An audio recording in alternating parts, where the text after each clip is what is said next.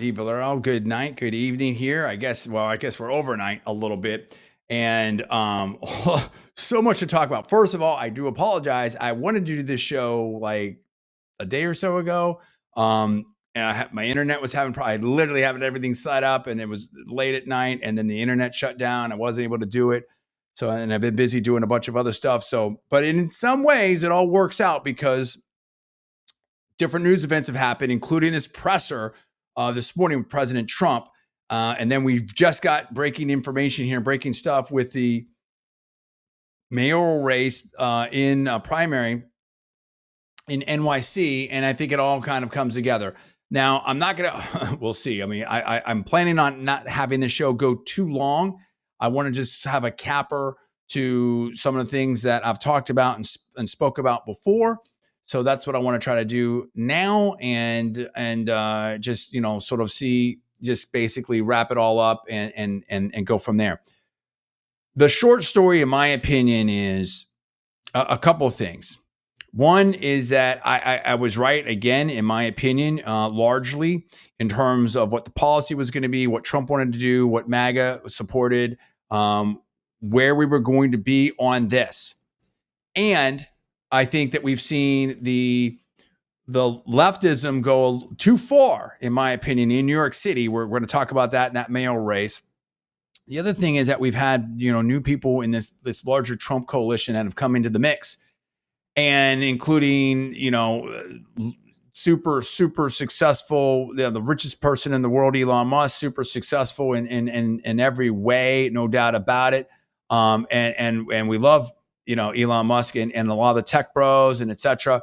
And that is absolutely fantastic. Some of these people are some of the most successful business and leaders, tech leaders, hedge funds, all that in the world. The issue is, though, in my opinion, is that now they're involved in politics, in media to some extent or another. And while they may have great expertise in what they do, they may not have the expertise in politics. And hat tip to my brother who brought this point up, and it bears repeating. Really a stoic one, I believe. Paul Villarreal is his moniker on X. I think he's up to close to 25,000 plus or minus followers, so greatly exceeding mine. I'm doing okay. He's been at this consistently for a bit. He's done great. But anyway, what he said is, look, Elon's awesome. We love Elon. But, even the richest person in the world, can get punked out potentially. This is him saying this. We're not alleging anything. This is just personal opinion, speculation by, someone like Sergio Gore that most people don't even know about, because you don't understand about politics and how politics in DC can work. And someone that this isn't some intern or something like this. Isn't someone at X, or this isn't whatever. And I love Elon. I mean, Elon's great. It's phenomenal. But it just goes to show you that it's a different game. It's a different situation, different environment. And I think that and look at the kerfuffle between Elon and Trump as well. So look, it's very normal. I've been in politics for a long time. You see this type of stuff all the time. What happens in front of the cameras can be different than behind the scenes. Shock. There's like Casablanca. There's gambling, right? The shock that there's in Rick's Casino. The shock that there's politics in politics. Okay. So we'll come back to that. But what I want to do is probably the best place to start is there's been, and I will refer you to all the other stuff that I've said before and the other shows and posts online, whether it was on, Bill Ackman's thing or my own thing or Sean McGuire or, there's a lot of these people that we're, been talking with and stuff. And I have, great respect for so many of them. And there were people, I'm not saying them, I'm just saying there were people that were, whether it's Lindsey Graham, there's people that were, Lindsey Graham, game on. There were people that are, and I'm not saying Lindsey Graham, I'm just saying, just hypothetically, metaphorically speaking, there are people that were maybe in favor of more of a robust support for America, America getting more involved in the war, and all that type of stuff. Okay. And there are a lot of people the MAGA base, Charlie Kirk ran a poll. There's a bunch of other polls. There's a lot of other polls. And I ran over this and other stuff. A lot of people, the American people, were saying, no, we don't want that. We don't want that. We don't want boots on the ground. We don't want prolonged war, whatever. Yes, we support Israel. And I'm not, and I'll just say, I'm going to do it as much as I can. We all know I like to talk. I'm going to try to do a very tight bow on this, a capper, to say, yes, again, I was right, I believe, but also explain the policies. We're going to get into Trump sound here, which was very, very spicy. Okay, I don't know if we've ever seen this from a president before. A lot of firsts, whether it's Zelensky and in the Oval Office and all that type of stuff. So we had this from Trump, but I think Trump had enough of it. And there were people like, Mark Levin and others. And again, I don't want to get into specifics, but there's some, this is, existential. This is it. And there's some people that were regime change. They were talking about this and they were, name calling back and forth and, Tucker against Levin against Tucker Carlson, they have all this type of stuff. And there are people talking about the woke right. And I'm like, what is the woke right? What does it even mean? Like, I kind of understand what it means, but we're going to get into that. There's more with Cruz and Tucker. We're going to get into that. And of course, we're going to get to the mayoral race, primary and stuff like that. So there's so much to get to. And does it all relate? Yes, it does all relate. And I'll start with that headline. And then we'll get into the Trump thing. And when I was telling Paul and my brother and stuff, it's because, and he was watching the Caitlin Clark game, stuff like that. I'm like, I kind of have this, and I'm a political expert and a media expert, stuff like that. I kind of have a Gilligan's Island version of politics, if you will. All right. And that is to say that you may have, if Gilligan's Island is the MAGA coalition, because there's a lot of people that came to the MAGA coalition, including a lot of these tech bros, including a lot of NYC people, including a lot of people that may wanted to do their interview for whatever reason. There's a lot of people that came to this MAGA coalition who voted for President Trump. They didn't even call it who voted for President Trump. Maybe that's a bigger subset, right? Or bigger for various reasons. They were always Republican. They were part of MAGA. They were libertarian, and the libertarian candidate was. They came in with Maha. Okay, there's a lot of people like that. They came in Nicole Shanahan and Bobby Kennedy. They did it for post-COVID. They did it post October 7th. They did it post Biden economy. They did it, post Obama Biden years, whatever. There's a lot of people that that came to this. They did it with what they saw in the schools with the kids, whatever. There's a lot of people that came to this coalition that voted for President Trump late in the game, right? They probably, a lot of it, and I said this, and Tucker Carlson and Clayton Morrison, I said this before, and I'm not, hey, what's going on? We got this, right? Let's go right there. What's going on, Gorilla Bear Tech? Good to see you, brother. Hey, what's going on? I'm gonna try to lay it out here quickly. So we're looking forward to your comments, no doubt about it. And so a lot of these people came to the party maybe late. And so almost like the last train out of Dodge, and they just got on the train, all right? But the train had already been going for many, many stops for a long, long time, right? And that's the last train. So they got the last train out of Dodge. They got on the train. Okay, great. Now, some of these are very smart, very powerful people, like I said, including up to, and so you might get in that first class car. I don't know, player.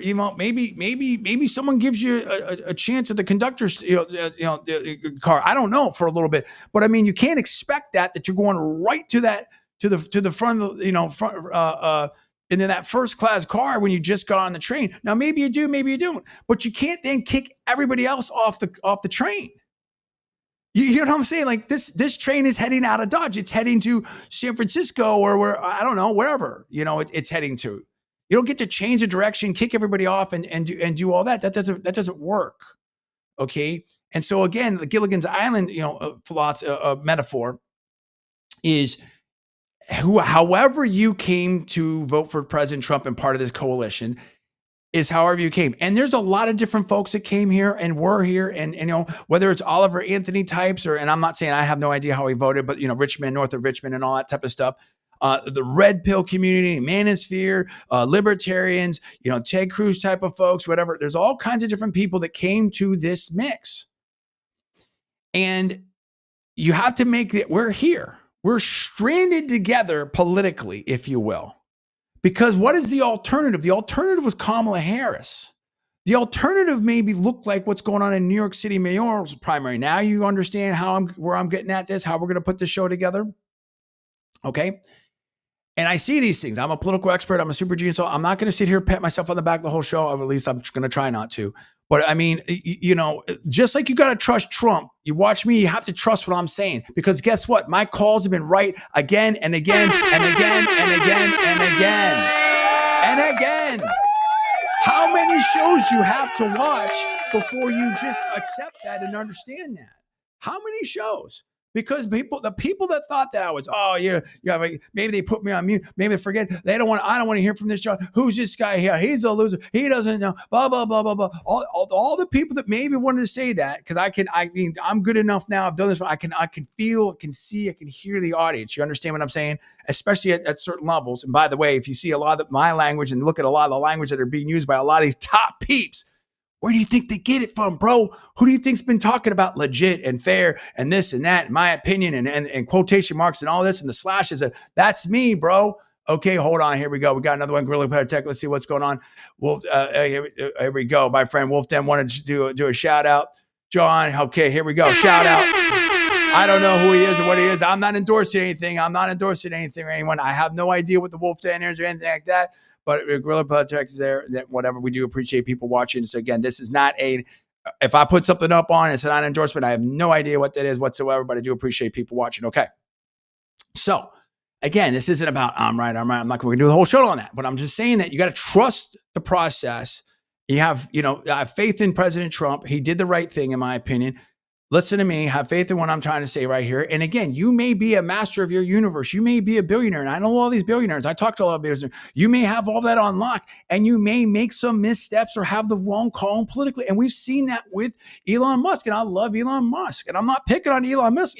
Thank you, Elon Musk, who, by the way, has done an amazing launch of the robo-taxi over there in Austin. And I've been seeing Sawyer Mayer and I've seen all the different people posting things on the rides and doing the rides. And it just looks fantastic. Looks incredible. Okay. So that's great. Yeah. I don't know. Wolf Den. I don't know. Again, anything I put out there, I have no idea. I'm not endorsing anything like that. So there you go. I have no idea. It's just someone that's an audience member. It just comes up. So, or someone that want to put, anyway, you understand what I'm saying. So you have to understand what you don't know. If I walked into a physics lab and someone has got a bunch of physics PhD there, I might listen to them. I walk in my dentist's office, I might listen to them. I walk in a doctor's office, I might listen to them, because I'm not a doctor, I'm not a dentist, I'm not a nuclear physicist, stuff like that. You have to know what you don't know. I'm a polymath and I know what I don't know. I hope so. Anyway, you understand what I'm saying. So what I'm saying is that we're all here. We're stranded. The ship went down. This isn't the perfect analogy. You understand what? But we're here. We got to make the most of it. Don't turn it into the Lord of the Flies. Let's keep it Gilligan's Island. Okay, let's keep it Gilligan's Island. Don't turn it into the Lord of the Flies. Okay, so with that, let's get to Trump. Now it's all going to make sense. And I've been so right. I was right on. I'm doing it again. Okay, but in terms of how Trump was going to win in the 7 states and the electoral map and JD Vance and on and on and on. Like, you guys, people just got to stop, dude. Okay, so now here's Trump. This is spicy. A lot of you probably already saw this already. All right, but we're gonna play it again. May not play all of it. Probably play the first of it, and then we get to 6-minute things and whatnot. That's not it. 1 second. Here we go. President Trump. Now, there was some back and forth. Trump basically pushed for the ceasefire. And basically looking back, hindsight, what we have here is, okay, Israel and Iran went to war, did that whole thing. There's been a lot of stuff going on over there, obviously, of course, and before, and you could, when did it all start? Whatever. But let's say October 7th forward, right? A lot of my contacts or on X, or people whatever, talk to here and there, whatever, or follow or did follow or whatever. And some of it, and listen, I'm not trying to diss anyone or whatever, but I mean, as I said before, like, I'm trying to recalibrate. I can't follow this second to second. It's not me. I'm here. That's part of the America First thing and everything like that. Like, I mean, we have a lot of stuff we have to take care of here in America. Like, obviously, I care about a lot. I have family in Israel. I have family that was in that were in bomb shelters and stuff like that. I mean, I have a lot of family over there. Not like one person, like a lot of family over there. I'm talking. If you talk cousins and stuff, over 100 probably. I mean, it's just I don't even know. Like, there's so many. And so I've been over there. Again, I'm no expert. I'm not saying I'm an expert or anything like that, right? But I'm just saying that, like, we have a lot of stuff to fix right here. There's millions of people that have died around that, over 1 million people that have died in Ukraine, Russia war and stuff like that. There's stuff going on here. There's stuff going on all over the place, right? And I'm not sure. And so, and America, just what I've said is that, having the pulse of MAGA and having the pulse, and I'm not saying but I mean, just again, I'm political. I get a sense of this. I know what's going on because I understand. And that's what makes Trump so effective, is that he can operate in those high levels, elite levels, but he also knows how to really connect with the regular voters and stuff like that. Whether it's, and JD Vance definitely knows, that hillbilly elegy and stuff like that. The people in Ohio, the people in Youngstown, Ohio, Pittsburgh, Pennsylvania, Wichita, Kansas, Abilene, Texas, all these types of places, right? Reno, Nevada, whatever. And so not just New York City and Miami and LA and Seattle, Washington, and DC and stuff such like that, right? So, Trump said enough of that. So what we saw is, okay, great. You saw a lot of people trying to push Trump into, and it was the same kind of arguments and the same kind of gin up, and it was like I would go on Fox, I would look on Fox News, and it was just nonstop, bro, headline, this and this and this, and oh, did you see this and this and this, and it's like, bro, dude. And Lindsey, Senator Graham, game on, just like, so what Trump did is, I said, okay, you need us for this. We're going to do this. And what I said to Bill Ackman and such other people out there, and Bill kind of took it. I'm not saying he looked at myself, but I've talked to Bill before, and I love Bill. He's great. He's really good. And again, as I said, it's just the Ronald Reagan thing. You don't need to agree with everyone on 100% of stuff. And this is, again, the Gilligan's Island thing. And we've been here before. Okay. Yes, absolutely. Absolutely. One second. I'll do this right here. We got another thing from Gorilla Tech. Appreciate you, buddy. Love your channel, John. Keep tabs when you're alive. Thank you, brother. Appreciate that. Hopefully a ceasefire holds up 100%. We're going to play the thing from Trump here. Absolutely, Gorilla Tech. And so, that's how politics work. You don't have to agree on everyone 100%. Okay. Nobody agrees with anyone 100%. I don't agree with my wife 100%. I don't agree with my brother 100% or anything like that. And whether it was on a Second Amendment or on the other side gun control or pro-life or on the other side choice, or we've been through before where some people are single issue voters. And it's difficult sometimes when you're trying to build a political coalition and win general elections, primary to general elections. And I can tell you that that can be a tricky thing. And so, and I'm not saying that applies here necessarily. I'm just giving it some, or anything. I'm not calling anyone out. I'm not characterizing anything. And again, I may make mistakes here, and I apologize if I do. I love peace, love, freedom, opportunity forever. And I love everybody. Okay. And I'm just trying to get, so my experience and some, how do I say it? I can be careful. Don't put my foot in my mouth. But I think that this Trump coalition and the Trump policies have been very effective and need to stick together. And we're at a very important time right now, nationally and globally, and we need to figure it out. We need to all play nice in the sandbox, if you will, right? And so, okay, we're going to get to that. So now, what Trump did basically is, okay, everyone's telling we need to do this. We need to, the nuclear stuff, whatever, Iran. We need the B-52s. We need the bunker busters or the B-2s.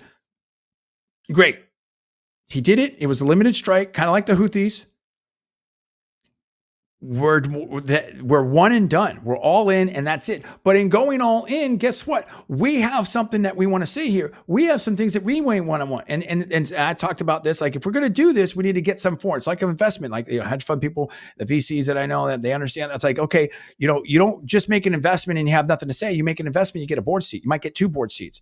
You prefer stock, whatever it is. You know what I mean? Like if there's things that we might want, whether it's a peace in Gaza or whether it's Abraham Accords 2 or whatever that it is.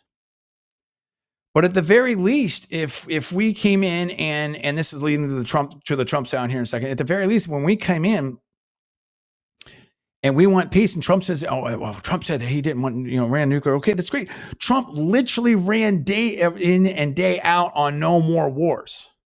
So what do you think is a little bit more important, a little bit more operative? So everyone's like, and so And again, I'm not going to relitigate all this type of stuff. I've said a lot of stuff about all this, but the point is, okay, we went in there, we did it. We talked to Netanyahu and Trump, and we Witkoff were working with Israel and Jordan, Saudi, and Qatar, and whoever. And I'm sure he talked to Putin. He talked to a bunch of different people, right? I mean, that's what they do. That's the job, right? And I said, listen, as I said before, is I trusted in Trump. He's a commander in chief. He's got the intel. It's literally his job to make the call, and I trusted him to make the call. And he made a great call.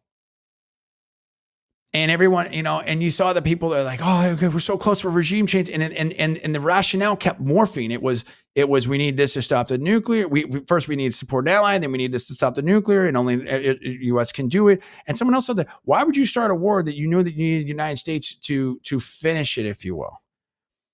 Okay, so that's something to think about. But anyway, I'm not going to get all into that. I mean, I have said that I think that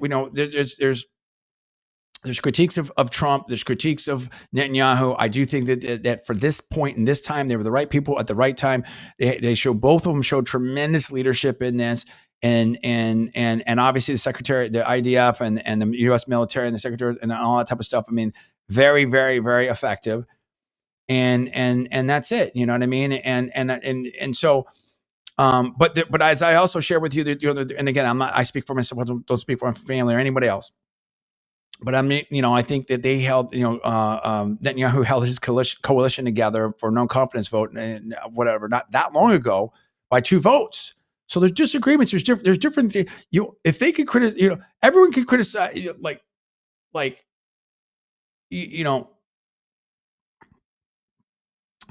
people have a right to criticize President Trump and any kind of a political leader here, there, anywhere else in the world. Okay.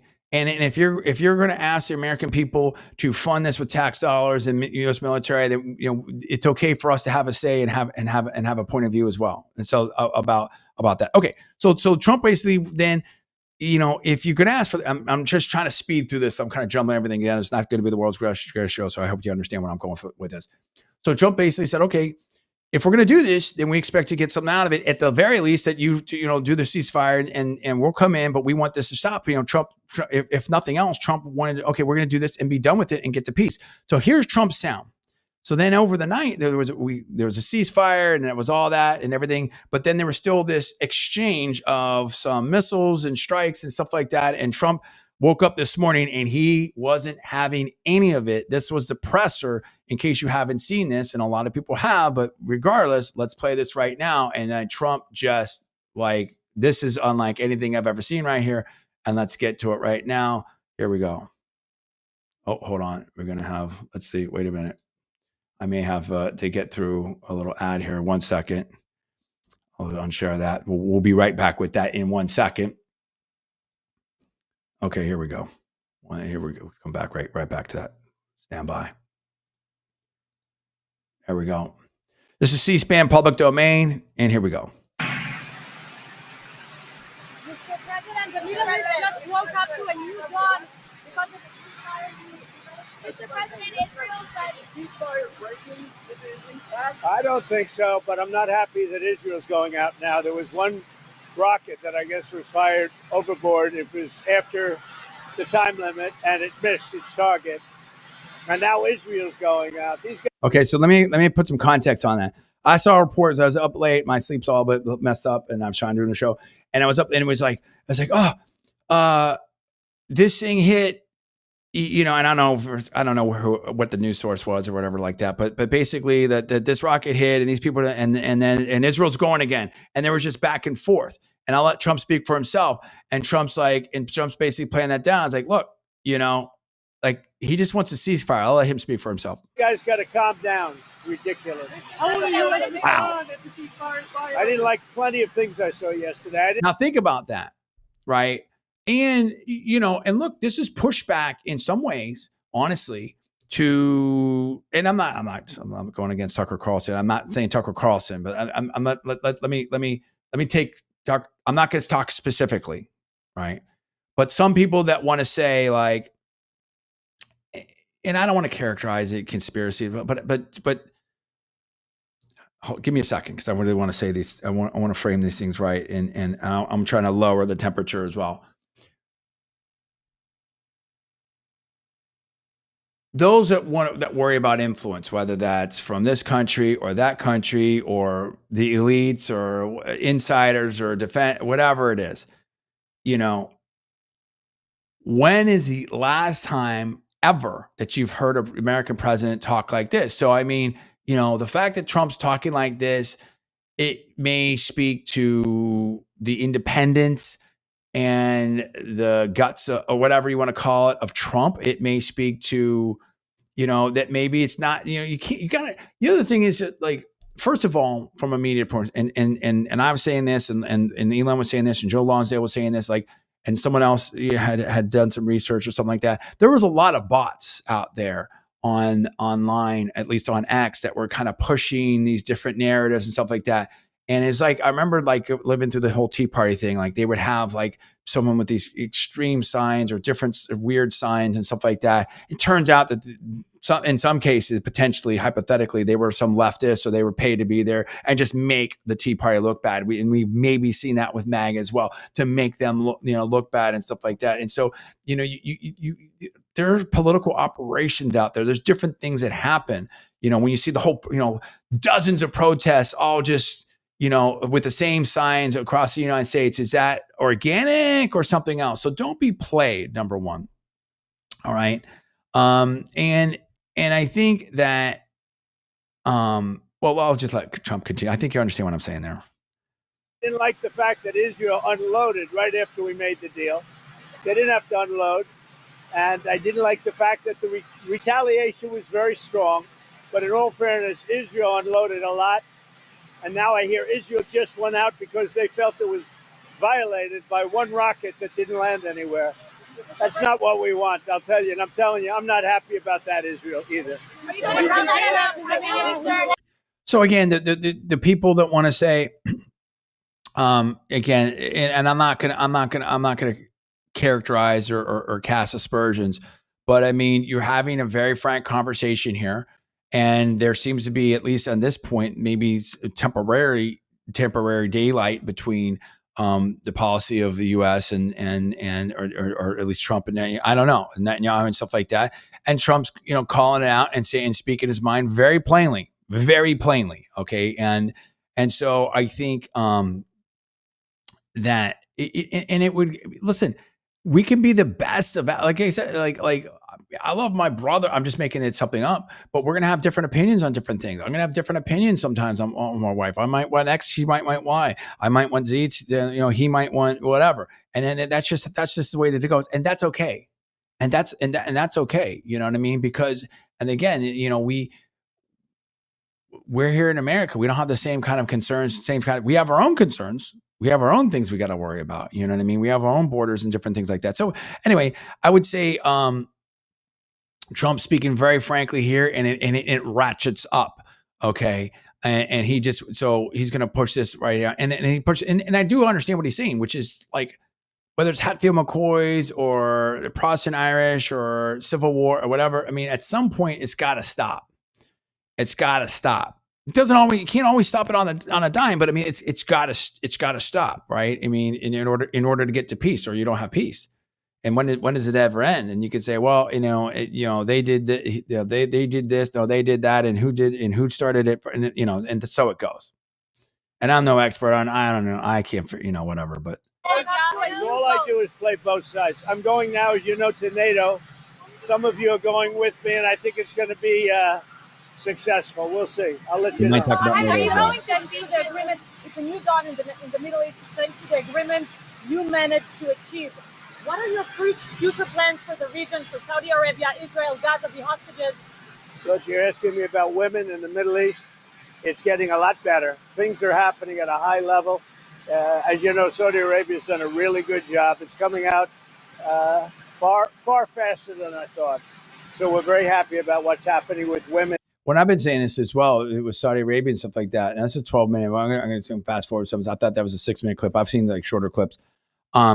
Saudi Arabia and particularly like the UAE and Dubai and stuff like that. Let's go with Dubai. Dubai and the UAE, like that's the model. Like they are doing sporting events, inviting the whole world over there.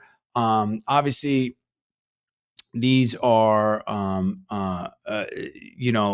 they have their own culture and stuff like that. And yet they're being, from what I can see, from a lot of stuff online and influencers going over there. We have Larry Wheels over there. There's so many different people over there. You have WWE going over there. And Crown Jewel, you have all kinds of different events, Tyson Fury, boxing, there's so many different things, Formula One.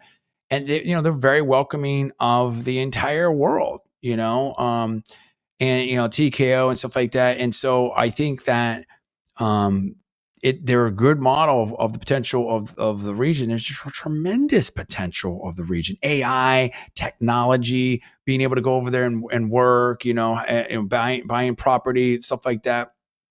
It's just huge.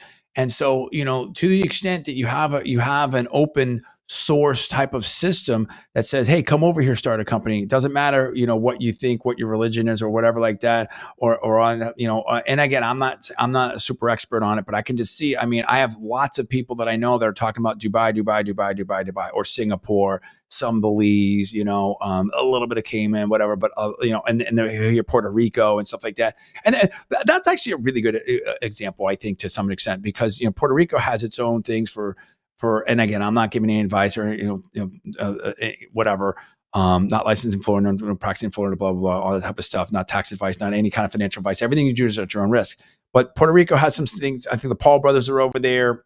Oscar De La Hoya, some other people might be over there, where it kind of makes it, there's some favorable, environment, business wise. And a lot of people have gone over there. Now, nothing against Puerto Rico. It's cool. It's in the Caribbean. I've loved to go myself, but it's not like, it's maybe not the first of mine from someone that, in America and stuff like that, and yet that place there is opportunity there, but let's go back to Dubai, because it's definitely globally has just really boomed, like tremendously so.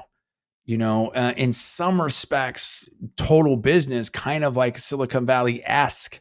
I'm not saying in tech and VC necessarily, but and they're really, really forward leaning, and they've done it from an open source model. And I would go back to regional advantage. If you look at why Silicon Valley exceeded Route 128, Boston and all that type of stuff, is one of the reasons. There's many reasons, but one of the reasons is, okay, you had Stanford, Berkeley versus Harvard, MIT, and you basically had more of a open collaboration, open source type of system, instead of like the back east version that, Route 128 is like, Kodak, Raytheon, stuff like that. Hey, if it's not built here, we don't do it. NDA, all that type of stuff. We're going to lock, we're going to try to have a closed system of, this is our way of doing it. And that's it. And then you had basically,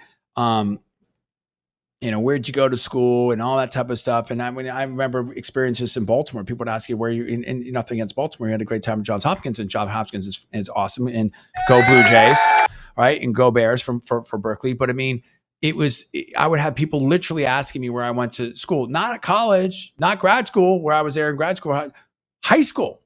And you would have like, oh yeah, this school versus that school, and this, and it's just very, very bizarre. And you never would have that kind of conversation in Silicon Valley in any time I was there. So what I'm saying is, Ricky M, what's going on? What's up, JDV? Good to see you. What's happening?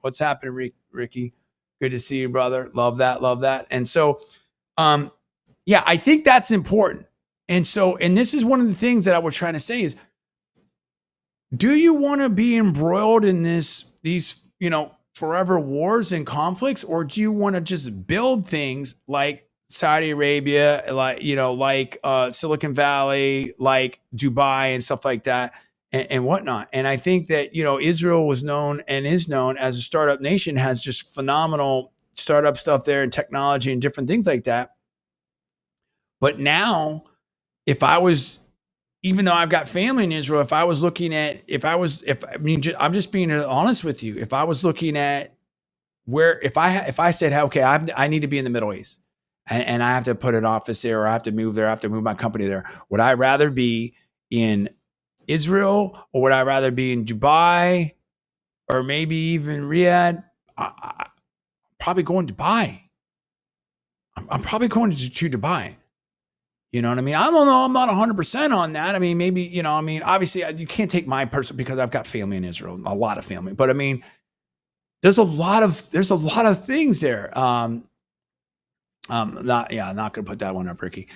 There's a lot of benefits there, and I'm not the only one that thinks that. I mean, just look at where the dollars are flowing, and look at what's happening, there, and look at so.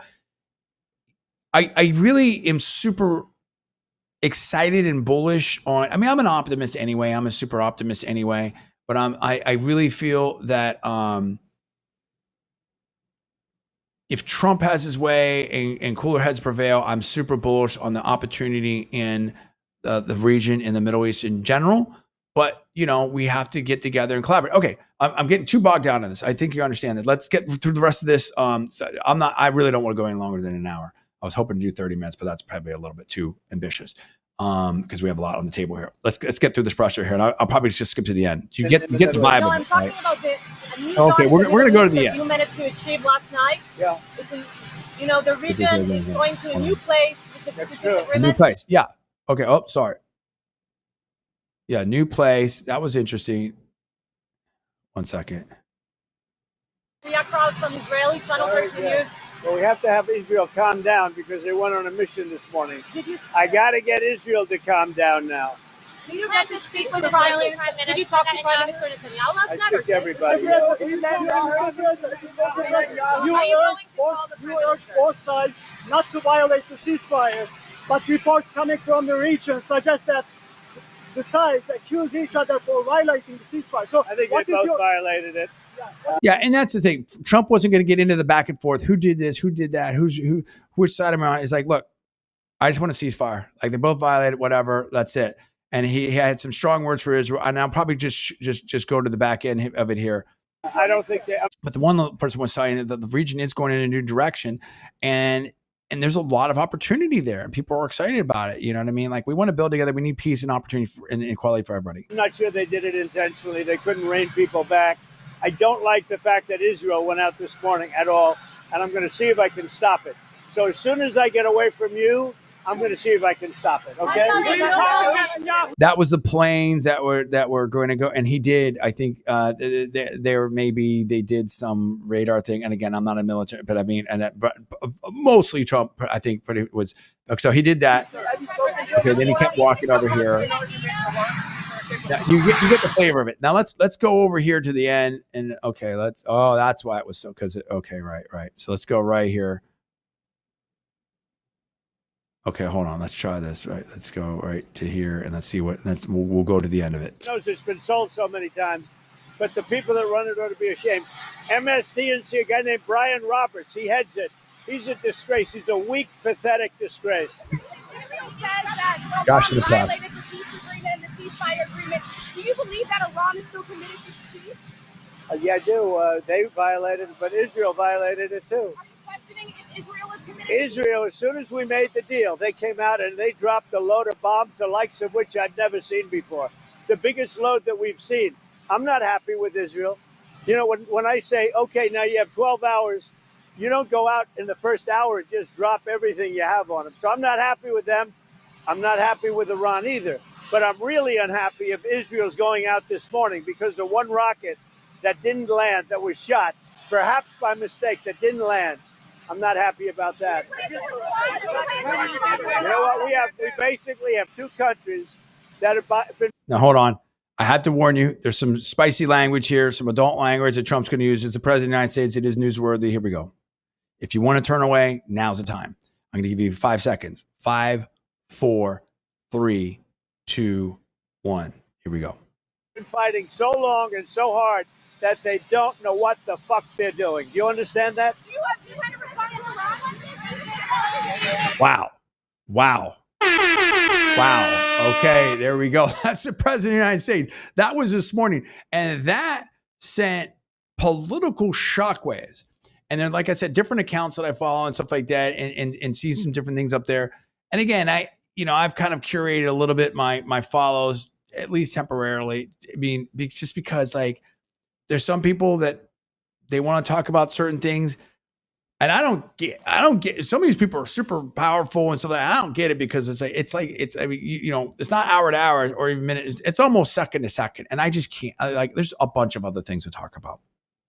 I just can't. You know what I mean? I have other things to talk about, and I don't want to get sucked into these discussions, these complicated discussions every single day. I just can't do it. I have other things to talk about. I want to talk about business and AI and sports, and I mean all kinds of other stuff. I mean, obviously this is important, and I've covered it. I'm covering it now. I've covered it a lot, but I just can't I can't do it. So what is that? Okay. So now let's cap that off. So basically I was right in what I said, which is this is going to be limited. Trump's not going to get, we're not going to get sucked into America, into a forever war. We're not going to do boots on the ground. I trust in President Trump. It's his job, and he did the whole thing, and it has to make sense for us. And you think about it, like, some people have said, look, I mean, Trump took the rationale away from the warmonger. Okay, if you're saying that they have a nuclear capability and we have to stop them, cool. He went out there to stop. Now, there was some, and I'm going to go to this real quick. I'm going to touch on this very, very quickly. I said, oh, well, that was the thing later tonight. Like, well, there's a leak. They didn't really get it. They didn't really do it. They didn't really stop. But you had Trump and Secretary of Defense said that they neutralize him. I believe Prime Minister Netanyahu and said that they neutralized it. So everyone was saying neutralize. All of a sudden they had this leak and stuff that they didn't really do it. And so then we have let's see here. Let's go to Fox. Oh, actually, I don't think I have it there. That's for New York City's race, New York City race. We're going to talk about that. Wow, that's not looking good in New York City players. Wait, what's going on with that? Okay, but basically, right there, Witkoff. Here we go. Witkoff calls damage report leaks treasonous. Says Iran's nuclear program destroyed. Okay, so Witkoff is saying it's destroyed, and then that was and Trump was pushing back on a lot of that stuff.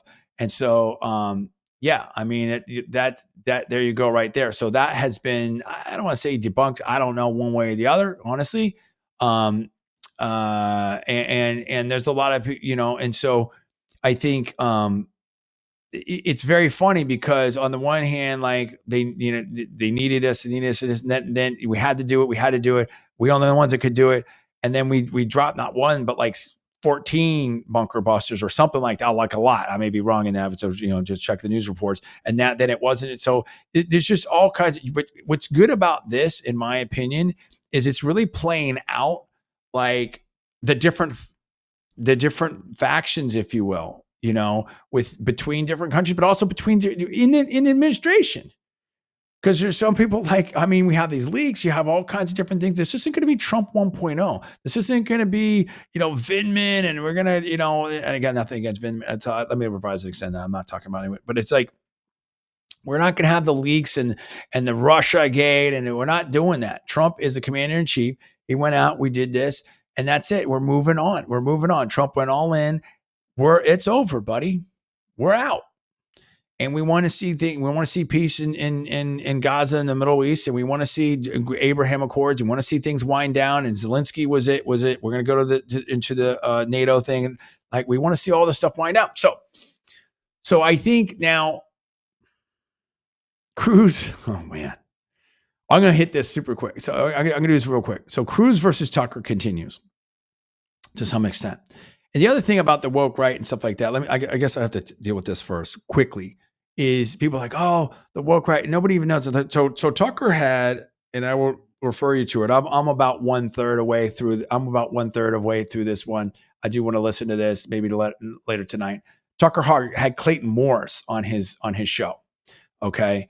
And so most recently, there's Clayton Morris right there. Clayton Morris, they both used to work at Fox. He went out and I think he did some real estate stuff and he has the show, the channel Redacted.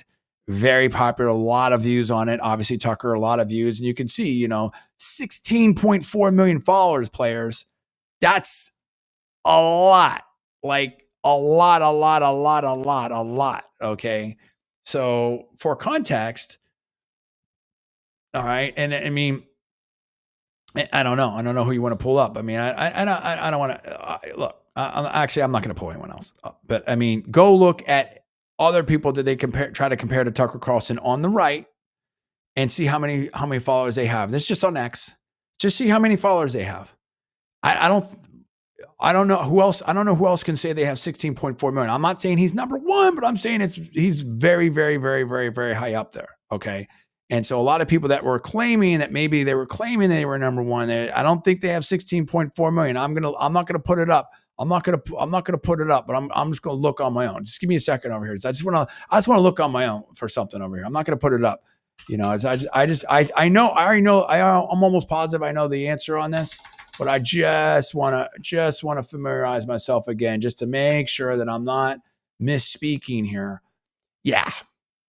We're talking less than half of that. Okay. If I did my math right on the fly, that's what I'm saying. So when you talk about woke right and stuff like that, trying to marginalize someone, it's just hard to marginalize someone on the right, like Tucker Carlson. Okay. Because Tucker Carlson is extremely popular. You just have to deal with that, dude. That's the reality of it. That's what I'm saying. Like, it's not about, there's a lot of wish casting out there. You know, you have to deal in real, it's called real politics. Okay. Real politics. I'm not pronouncing that quite right, but you understand what I'm saying. Like, you have to look at the reality of it is, and the reality of it is Tucker Carlson is huge and very influential on the right. So now when we talk about the woke right and stuff like that, I have no idea what that means, but let's just say for the purposes, I mean, in terms of, because, you know, and I made the point, and Clayton and the absurdity of the woke right. Okay. Clayton and Tucker both made the point, obviously did the show after me. I'm not saying they looked at myself, but I made the point and they made the same point. And I put this up on a very big influencer. I think it was like Bill Ackman or something like that. You know, Bill Ackman, Pershing Square Capital, 1.7 million followers. He's you know, guy's a multi-billionaire, you know, super influential, great guy. And stuff. And not that I know him really, really well, but I what I like about Bill is Bill is very thoughtful and great writer and stuff like that. Anyway, and he also likes other things. He talks about, and he actually will talk about everyday people and try to lift people up and highlight other people. And he has these things that he cares about, just like we all do, and that's fine. But I mean, like, he did like some workouts with his wife works at MIT, very smart. And he talks about food, and he talks about like working out and tennis and Djokovic and Mike Tyson, different things. So I just, he even for someone as and going to Omaha and built Warren Buffett and investing, for someone as powerful and rich as Bill is, he definitely has an ability to both be very sophisticated in his thinking and writing, but also come off as very normal.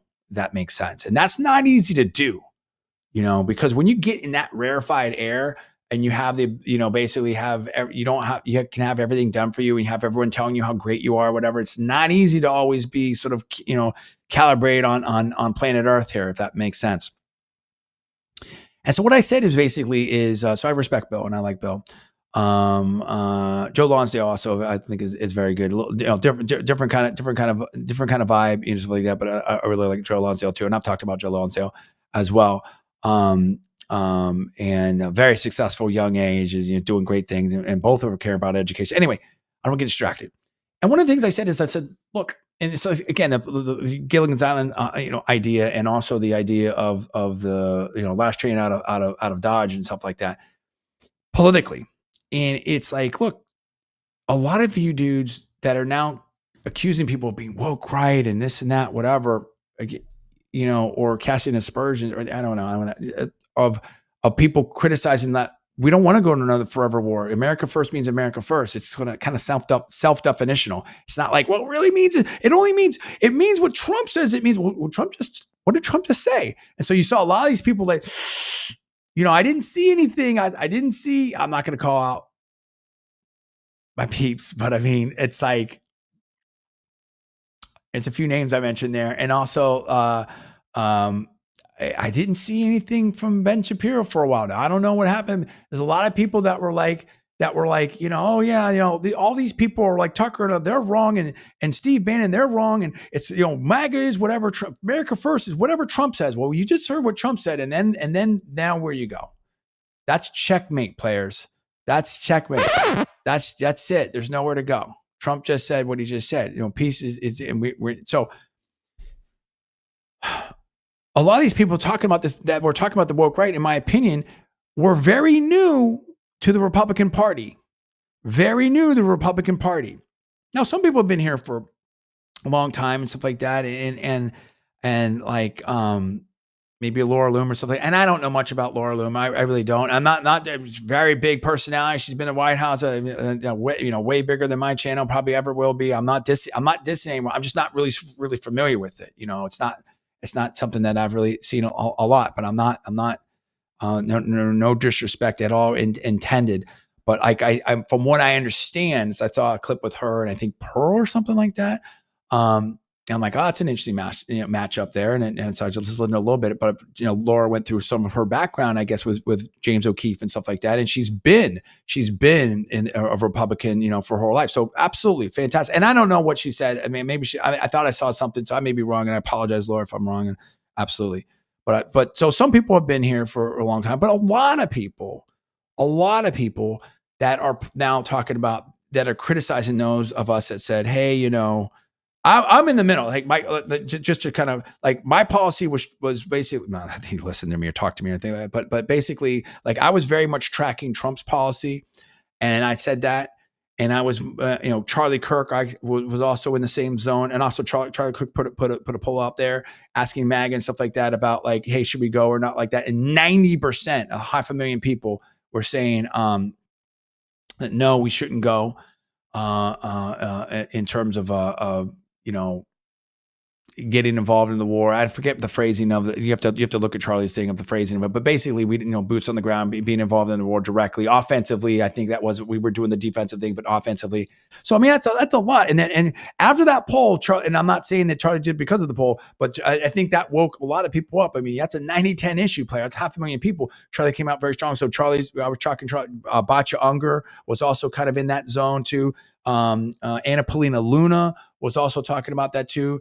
And so anyway, I'm going to make this point. I'm going on, but I'm just giving you a flavor because it is very complex and stuff for the different personalities. And what I don't like is like, hey, here's my position. And I'm going to prove that I was right the whole time. Because some of these influencers, it's like, I'm a personality and I got to show that I was right, that I'm the Svengali or whatever like that. I'm wrong all the time. I'm a super genius. I'm a political expert media. I'm wrong all the time, dude.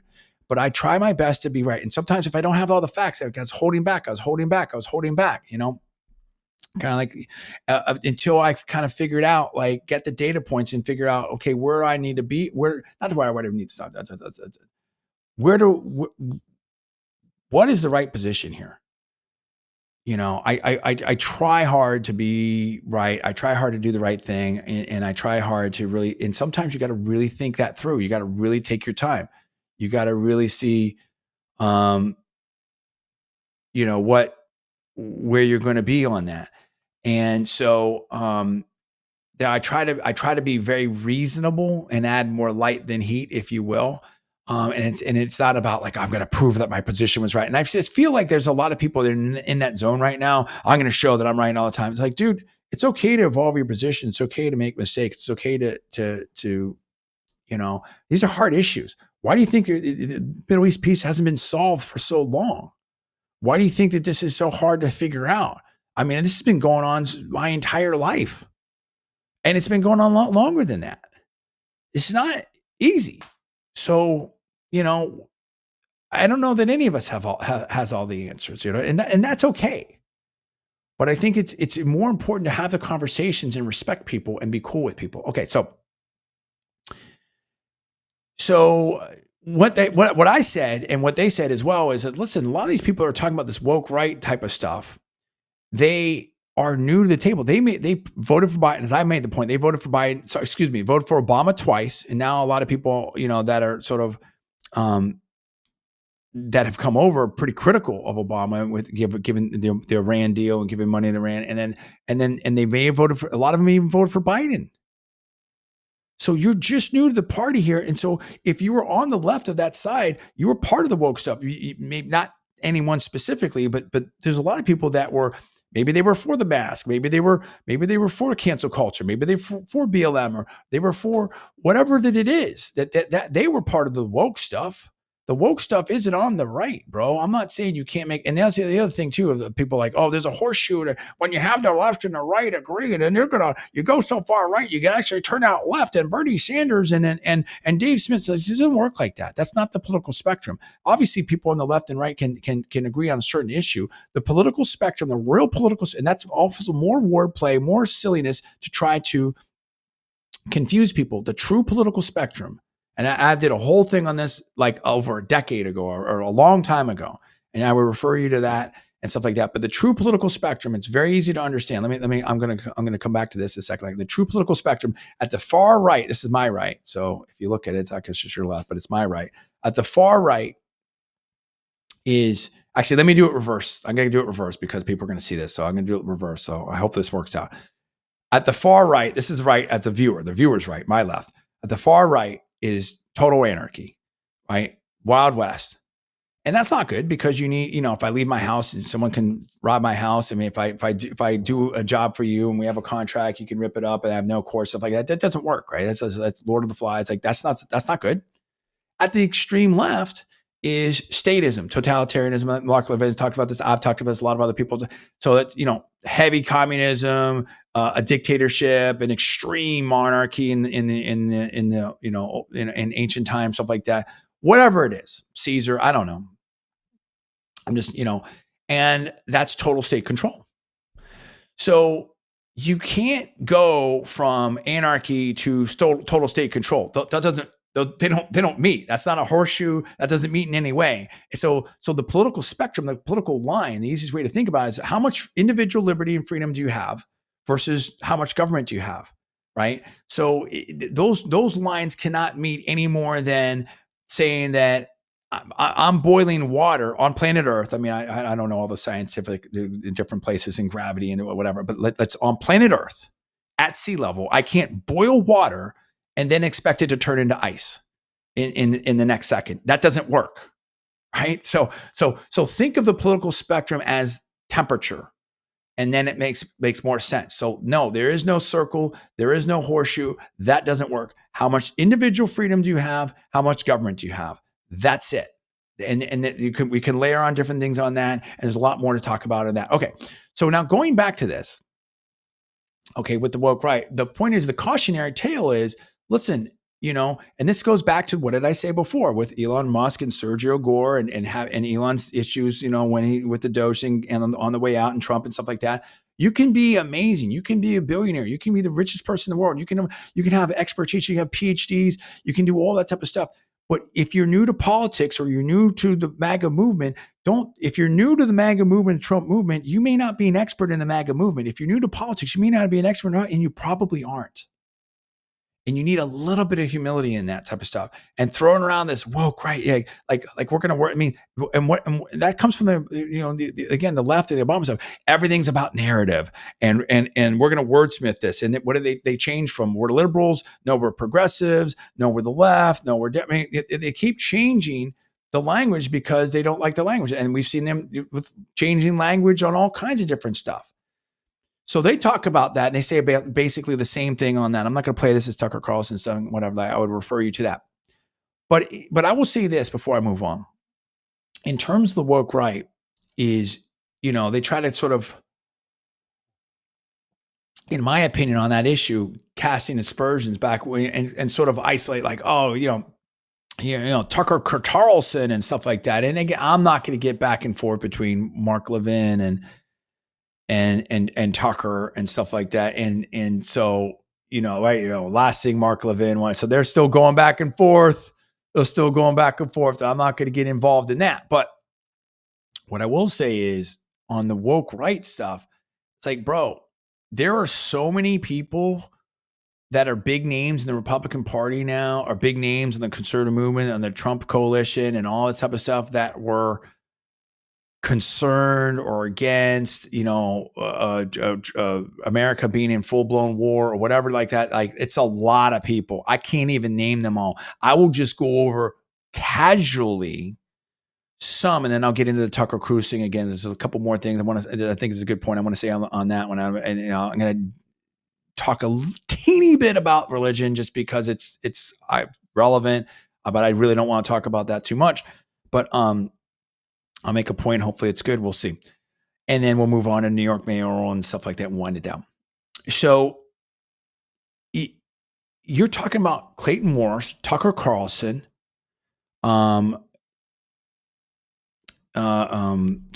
Steve Bannon, Anna Paulina Luna, Charlie Kirk, Marjorie Taylor Greene. We're seeing that, right? Jack Posobiec. There's so many more. Tim Dillon, Theo Vaughn, Joe Rogan, Jimmy Dore, who I don't think he voted for. I don't know where he's at on Trump. I mean, dude, there is so. I know I'm missing so many. There are so many. It's not even funny, dude. Myself, I mean, I don't know. It's just a lot, dude. So it's like, where are you going with that?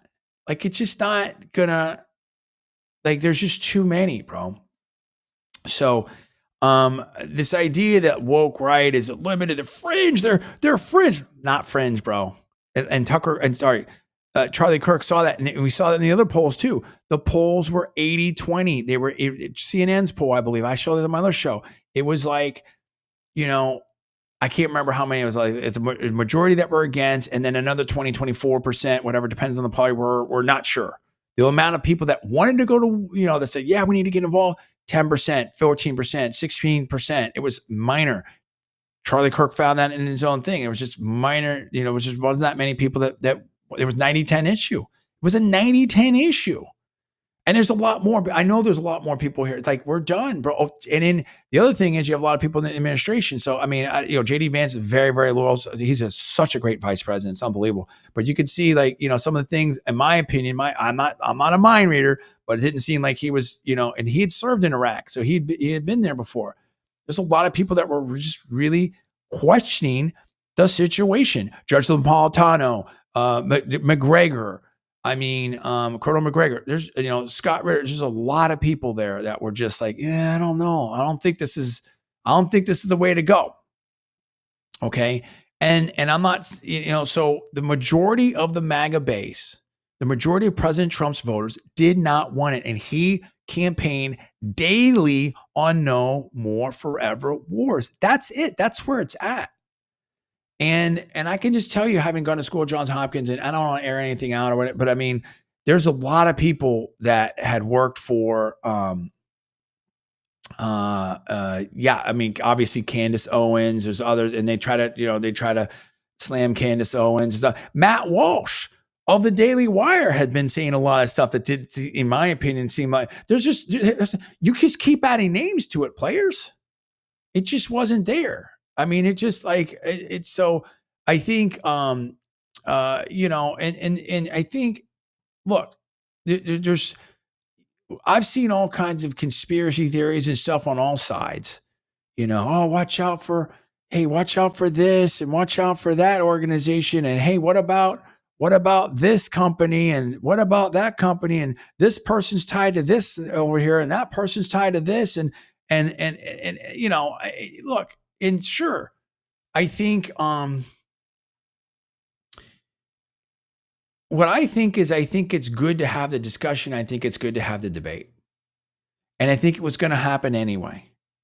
And I think that, look at all three countries. I think America has to decide which way it's going to go. New York City has to decide what kind of city it wants to be. Israel has to decide what it wants to do, and they have to make their own decision. Iran has to make its own decision, what it wants to do. And, where Saudi Arabia is now is different than where it was before. Where UAE is now is different than where it was before. Where America is now, and Canada, it's a new world, players. And we got to figure it out. And my message is, we all got to work together. And that kind of leads us to, so all my point is on this woke right stuff is the idea that it's a fringe idea to not be involved in forever wars is not a fringe idea. And guess who? And guess who's the cherry on the top of all of this that shut it all down today, that provided the checkmate, was President Trump. And that's why I led with that. He shut it down. That's it. Ceasefire. And I'm not happy with Israel. I'm not happy with Iran. Game over. It's done. So, it's not what Lindsey Graham wants. It's not what, it's not what any, whatever. That's it. So it's not a fringe thing. So what President Trump did today, in my opinion, it's put the stamp on it that America First and MAGA and all this type of stuff and Trump supporters, there is no, I don't know about this woke right stuff by and large, unless someone can show it to me and prove it to me and lay that out and show the case. And sure, there's Trump supporters that are maybe say some things that I completely condemn or disagree with, just like there's people that vote for Biden and a lot of people on the left would disagree. That's called a political coalition. That's called free speech. That's what happens, bro. But what Trump did today is clearly elucidate and clearly enunciate that, this is where MAGA is and America First is, and this is where my policy is, which is like, it's over. We don't want any more war. We want the ceasefire to hold. The limited strike worked, and that's it. We are moving on. We're getting back.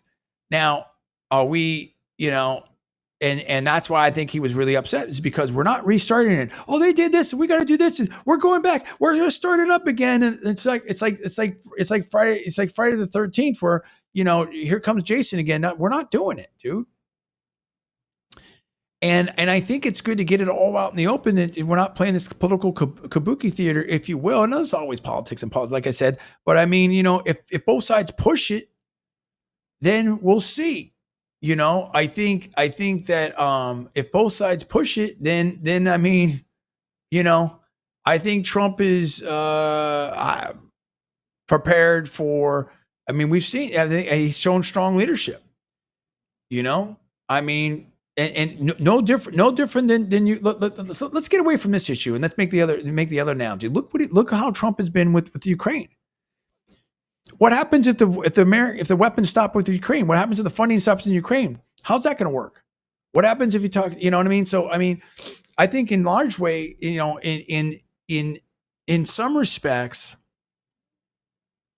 both things can be true.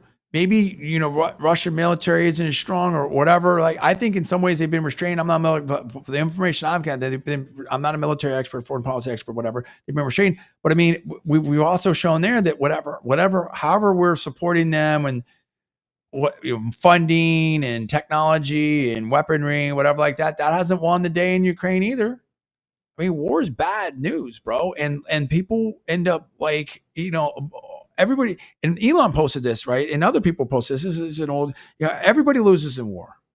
Now, sometimes it may be necessary, but you have to limit that. And you have to really, one of the things of this forever wars that we've learned is you have to be very, very, very limited and focused in what your goals are and whatever, and figure out how to get in and get out, or better yet, never go, right? And that's the thing. So, okay, we're moving on. So that was very, very powerful. Now on Cruz and Tucker. Let me see. I'm going to do this. Let's see. He's still talking about that. And those two talked about the Cruz thing a little bit, I believe. Maybe I'm wrong on that. And I thought about something, and I'm going to talk very briefly about religion, kind of to make the point. And look, Ted Cruz, huge, very powerful senator, big following, no doubt about it. He's great. He's done his thing. Oh, okay. All right. Let's see. Hold on. I just saw this in Ted Cruz. Listen, it's fine. And then let's see. Do we do it? Okay. Are we seeing anything here from Ted Cruz? This is the thing here. I don't know. I thought I saw some stuff, and then he's got Mark Levin. I think somewhere in there was some stuff from Cruz. And what? Oh yeah, Dan Caldwell, right here. Dan Caldwell, Ted Cruz. So this okay. Now I'm going to come back to Tucker. Let's go to Ted Cruz's page. Now Ted Cruz has like almost 7 million followers and stuff like that. Ted Cruz's page, he has this little baby AI thing and the little Tucker thing, and I cannot. Okay, this is funny as blank, and this is 2 hours ago. So it continues. Okay. And, this is my recollection, very rough paraphrase, not alleging any facts, etc. They're both public figures, and one's a politician and all the rest. Okay.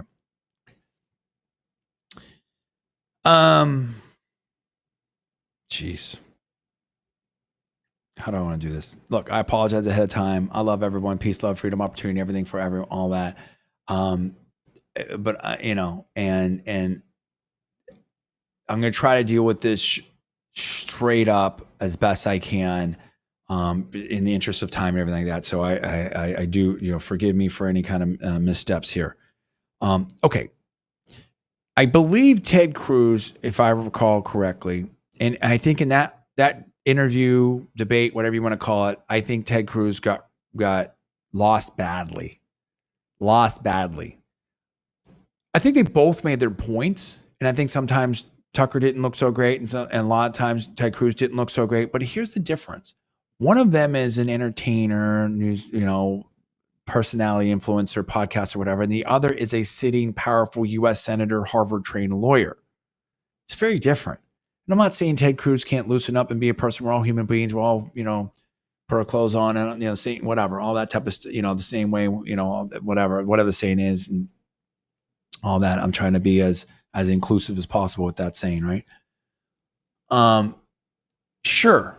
But your job is to be a U.S. senator. And what I got from that was, and Tucker really kind of drew him out on that, is I think, if I remember right, that Ted Cruz said something to the effect of, I wanted to be the best senator possible, the best representative for this country in the U.S. Congress. And that was just an odd thing to say, right? As a U.S. senator. Now, as we talked about immigration, stuff like that, think about this. And nothing against this country. I mean, my ancestors, on my dad's side came from Mexico. And like, what if Ted Cruz said, hey, let me go. What if Ted Cruz said, hey, I want to be the best senator in the U.S. Congress as possible for Mexico? What would people say about that? And much more applicable because he's a U.S. senator from Texas, right? I mean, there's tons and tons of people from Mexico or immigrants from Mexico. I mean, that's the biggest border right there. There's tons of Hispanics in Texas. I mean, that would be way more applicable for Texas, a senator from Texas, and yet that might sound a little strange, right? A little odd. People have strong reactions when they see these flags from Mexico, or they see these different flags in these different rallies and stuff like that. And so, I would just, I don't know. I thought, and the rationale was, from what I got from Ted Cruz and some of his rationale from what seemed to be religious based. Now, Mike Johnson, who I like a lot, and I think has done an excellent job as speaker, and Leader Thune. Oh my gosh. I mean, because he came up under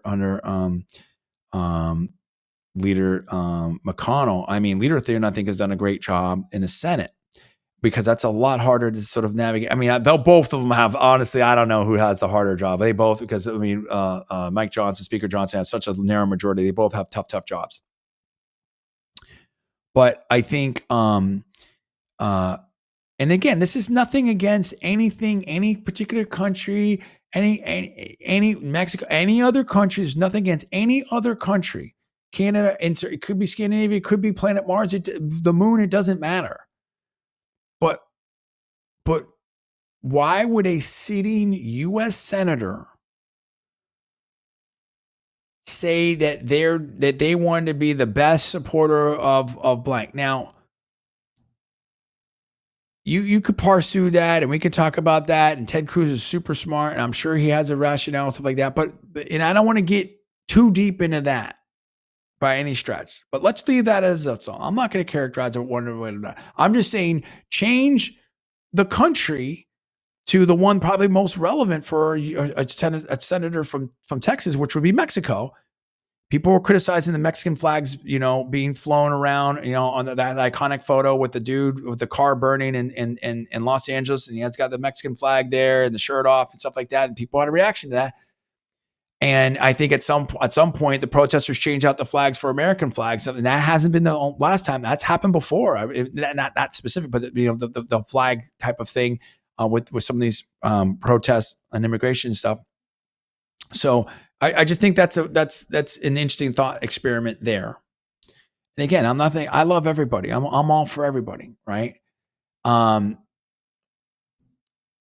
and so I think that now people are really thinking about these things, and so I don't know that Ted Cruz has really been pushed or challenged on any stuff. So then he goes to the religious stuff, and again, I was an altar boy. I'm Catholic. I mean, my card's on the table. My wife's Aramaic and from Nazareth, and she's like as religious Catholic, whatever. I actually I don't want to speak about my wife. I'll just speak for myself. Just because I mean I've talked about her before, and sometimes I will, but it's not. And you know, I'm speaking for myself, no one else from my family, or anything like that. This is my personal opinion, all and such. But you know, I've known lots of people, been friends with lots of people. Before I went single, dated lots of people. You know, I'm very global, whatever. I don't want to say too much about that either. But I mean, it's my understanding is this line. I don't know that it's in, I'm not an expert, but I'm going to go to an expert here in a second. So give me 5 minutes on this. I'm going to lay this out. My understanding is that's from Genesis, and Ted Cruz didn't know the citation. So, basically was saying it religiously inspired. It's in the Bible. Some would say maybe biblically commanded, and Speaker Johnson kind of talked like that before, and I kind of chastised Speaker Johnson on that. Like you can't say that. I mean, separation of church and state and all that type of stuff. Like an elected leader, we do not have a theocracy. We do not have a theocracy, right? And that's it. Period. End of story. So when I hear about foreign policy, or your official U.S. policy from anyone, I don't want to hear religious reasons. I don't care what your religion is. It doesn't matter to me, right? I mean, and we have lots. America is the land of immigrants, melting pots.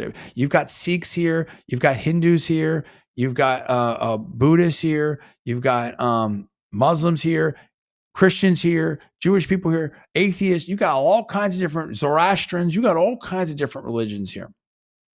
I do not want to hear a major leader talk about biblically commanded, or I'm not saying that's the word. I'm not saying anyone use that. I don't want to hear any religious reasons for any kind of anything. It's one thing to say, okay, we pray or each or different holidays come up, and that's fine. You can talk about personally and stuff like that. Personally, you can talk about your personal faith. You can go to prayer meetings. You can do. I mean, that's great. I'm not saying I'm the ultimate arbiter and stuff like that. All I'm saying is when we're talking about official U.S. policy, I don't want to hear about official U.S. policy being religiously based.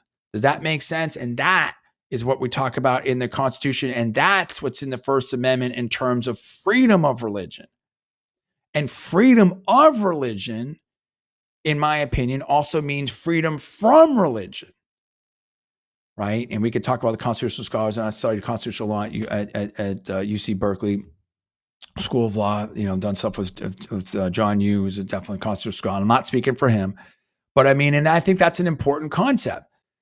And so, and fair is as fair does. It's so if you, and again, and Trump put out the U.S. flags on in front of the White House, which I think, why wasn't that done a long time ago and stuff like that? If we talk about different flags, like would you be cool if a lawmaker had a flag from, I don't know, another country? What if they had a flag from, and we've seen the Ukraine flag, we've seen all these different flags. What if people were flying the Qatari flag? What if they were flying the Myanmar flag? What if they were flying the Indian flag? What if they were flying the Chinese flag, the Russian flag? You know what I mean? Like I think now, obviously we do have allies. Obviously, the UK flag. You know what I mean? What if we started singing? What if someone, a U.S. senator, started singing "God Save the King" or something like that, or the Queen? So obviously we have allies. Obviously we're closer allies and stuff like that. And I think and different places have different constituencies and stuff, and that's fine. So I don't think I think it could get a little tricky sometimes, and I don't impute any bad motives to anyone or something. And some of these things, like in Senator Scott's, office was a gift. I really like Senator Scott and stuff, and it's fine. And I think people do get overwrought online and stuff like that. And I don't want to misspeak or miss anything, but I'm just trying to get some context here. And again, I'm not saying I'm one side or another in a lot of this respect, but I mean, again, the law school training that I have, you have to see both sides and argue both sides and try to do the Socratic method and all to try to get to get to some kind of whatever you're logically what you feel like the position should be. Okay, now let's talk about the religious stuff. So, okay, so today it was religious. Okay, so then Tucker pressed him, and I can't play that sound, but in that audio is out there. And he said, well, where is that? Oh, I don't know, but it's in there. It's in there. And Tucker said, well, it's actually in Genesis. Now that's the Old Testament, and we'll get to that. I mean, that's like, and my understanding is that wasn't actually written in there. That was the notations, and it was an interpretation, whatever. I don't know. I got to go back and read it. I did see I did see the later. I did see that some text, and then someone saw the text, and I saw it somewhere. I can't remember where. So, but I have it myself, directly looked it up, and I'm not going to sit here and get into that. And it doesn't even matter to me. And I mean, it does, but it doesn't. But like I said, like I don't want to see foreign policy based upon religious stuff. But let's stay with that. So it's in there. Okay. And so then, Tucker, well, no, it's allegedly in there. Cruz doesn't know where it is in there. Tucker says it's here in Genesis. And it's like, okay. And I think there's definitely debate over whether it was really in there or an interpretation or whatever and all that type of stuff. But then Tucker pressed him, which is the logical point. Okay. Let's assume it's in there. Are we talking about the modern day Israel? Are we talking about the borders today or the borders in 48? Borders in 67? Because they've been changing. You know what I mean? Are we talking about the people that were there then or the people that are now? Because Vladimir Putin says, oh, but there's 2 million Russians now in Israel. So are we talking about the government? Are we talking about the land? Are we talking about the people? Like, you know what I'm saying? I've seen people say something that it's really about it's the people that believe in God, and I've seen different interpretations. I'm trying to be as cool as possible and neutral as possible in this, but I would go out there and check out some of those different interpretations if you care to research that more. And I'll get to that here in a second. Some other stuff here in a second. I'm gonna try to wrap this one up. As opposed to any specific, entity, state, this and that, whatever. And Cruz, oh no, it's a state of Israel. There's such things as nations, and it's like it's just a bizarre thing, right? In terms of something in the Bible from 2,000 years ago is somehow speaking about the current modern political state of Israel that has changed its borders since its inception. It doesn't make any sense, and that's why I thought that Cruz really not that in just by itself. But that kind of argumentation, that kind of logic was why Cruz, a sitting U.S. senator and a Harvard-trained lawyer, really lost that debate, that discussion with Tucker Carlson, because in my opinion, his logic did not make sense, nor could it ever make sense, meaning a religious-based rationale for anything resembling official U.S. policy. That's just craziness. What if someone that believed in Jonestown or something like that, or I don't want to use other religions, stuff like that, but there are other religions, a lot of other religions that are not, that have more limited numbers of followers. But let's just use Jonestown for a second. What if someone that believed in that became a U.S. senator and they say, well, this is what I believe. This is what I believe in, and or whatever. I mean, is that okay for them to exhibit policy on that, particularly when their constituents were against it? Do you understand where I'm going now? So now, okay, my religion tells me I need to do this. My constituents are 80% against that. They don't want it, but my religion tells me I need to do this. You understand the potential issues there? Okay. So let's say that it seemed like Tucker knew a lot more about the religious stuff on that point than Cruz did, in my opinion, and particularly someone that's a U.S. senator is going to base their policy potentially on that. I'm not alleging anything, Senator Cruz, or anything like that, but that's my impression how it came off. I could be wrong, and I apologize if I am. And I just think it just didn't hold up. It just made no sense. But let's say that I'm not a religious expert, but someone who is I'll say this. This is very important. Here's the thing.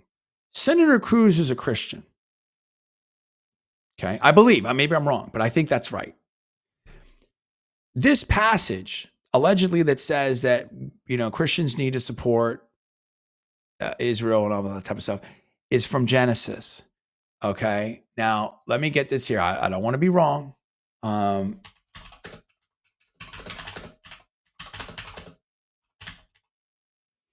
Okay. Let's see this.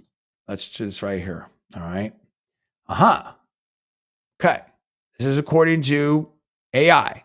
So maybe right, maybe wrong, but let's just, in which part of the Bible is the book of Genesis? The book of Genesis is the first book of the very first book, players, of the Bible found in the Old Testament. Okay. Fair enough. And I don't know, that's okay. Okay. So we got different things right there. All right. So that's AI. Okay. Christians believe in that there's two books of the Bible, the Old Testament and the New Testament. And the message, and again, I'm going to get a little bit religious here, so I apologize, because this argument's gotten religious, and Senator Cruz got religious. The New Testament, if you're Christian, I believe, maybe I'm wrong, don't want to offend anyone, the New Testament supersedes the Old Testament. It's the New Testament. It's the new thing, which is salvation, forgiveness. Jesus died for our sins, all of that type of stuff. Okay. That's the New Testament. Now, and again, I may be wrong, and I apologize to my friends that are LDS and everything. I may get this wrong, and I don't want to misspeak, and I'll be very, very, very ginger. I did talk radio in Salt Lake City. Kind of sort of was, I dated someone that I knew a lot of LDS. Some friends, I knew a lot of LDS people. I was out there in Salt Lake City and everything like that. And, great people. And again, I'm not generalizing anything. Everyone's an individual. I hate the whole group thing anyway. And I may be totally wrong in this. If I'm wrong in this, please. I went to, they have, there in I dated someone that anyway, I went to Salt Lake there's the, visitor center, I believe, right next to, and the main temple right there, right next to the Capitol and everything. And I went and I looked through the stuff, and just incredible paintings and all kinds of different stuff. Okay. So my understanding, and I may be wrong, but I could be clearly wrong, but they have a new testimony that was handed down, so that they have 3 books of the Bible. I think that's right. And so now, with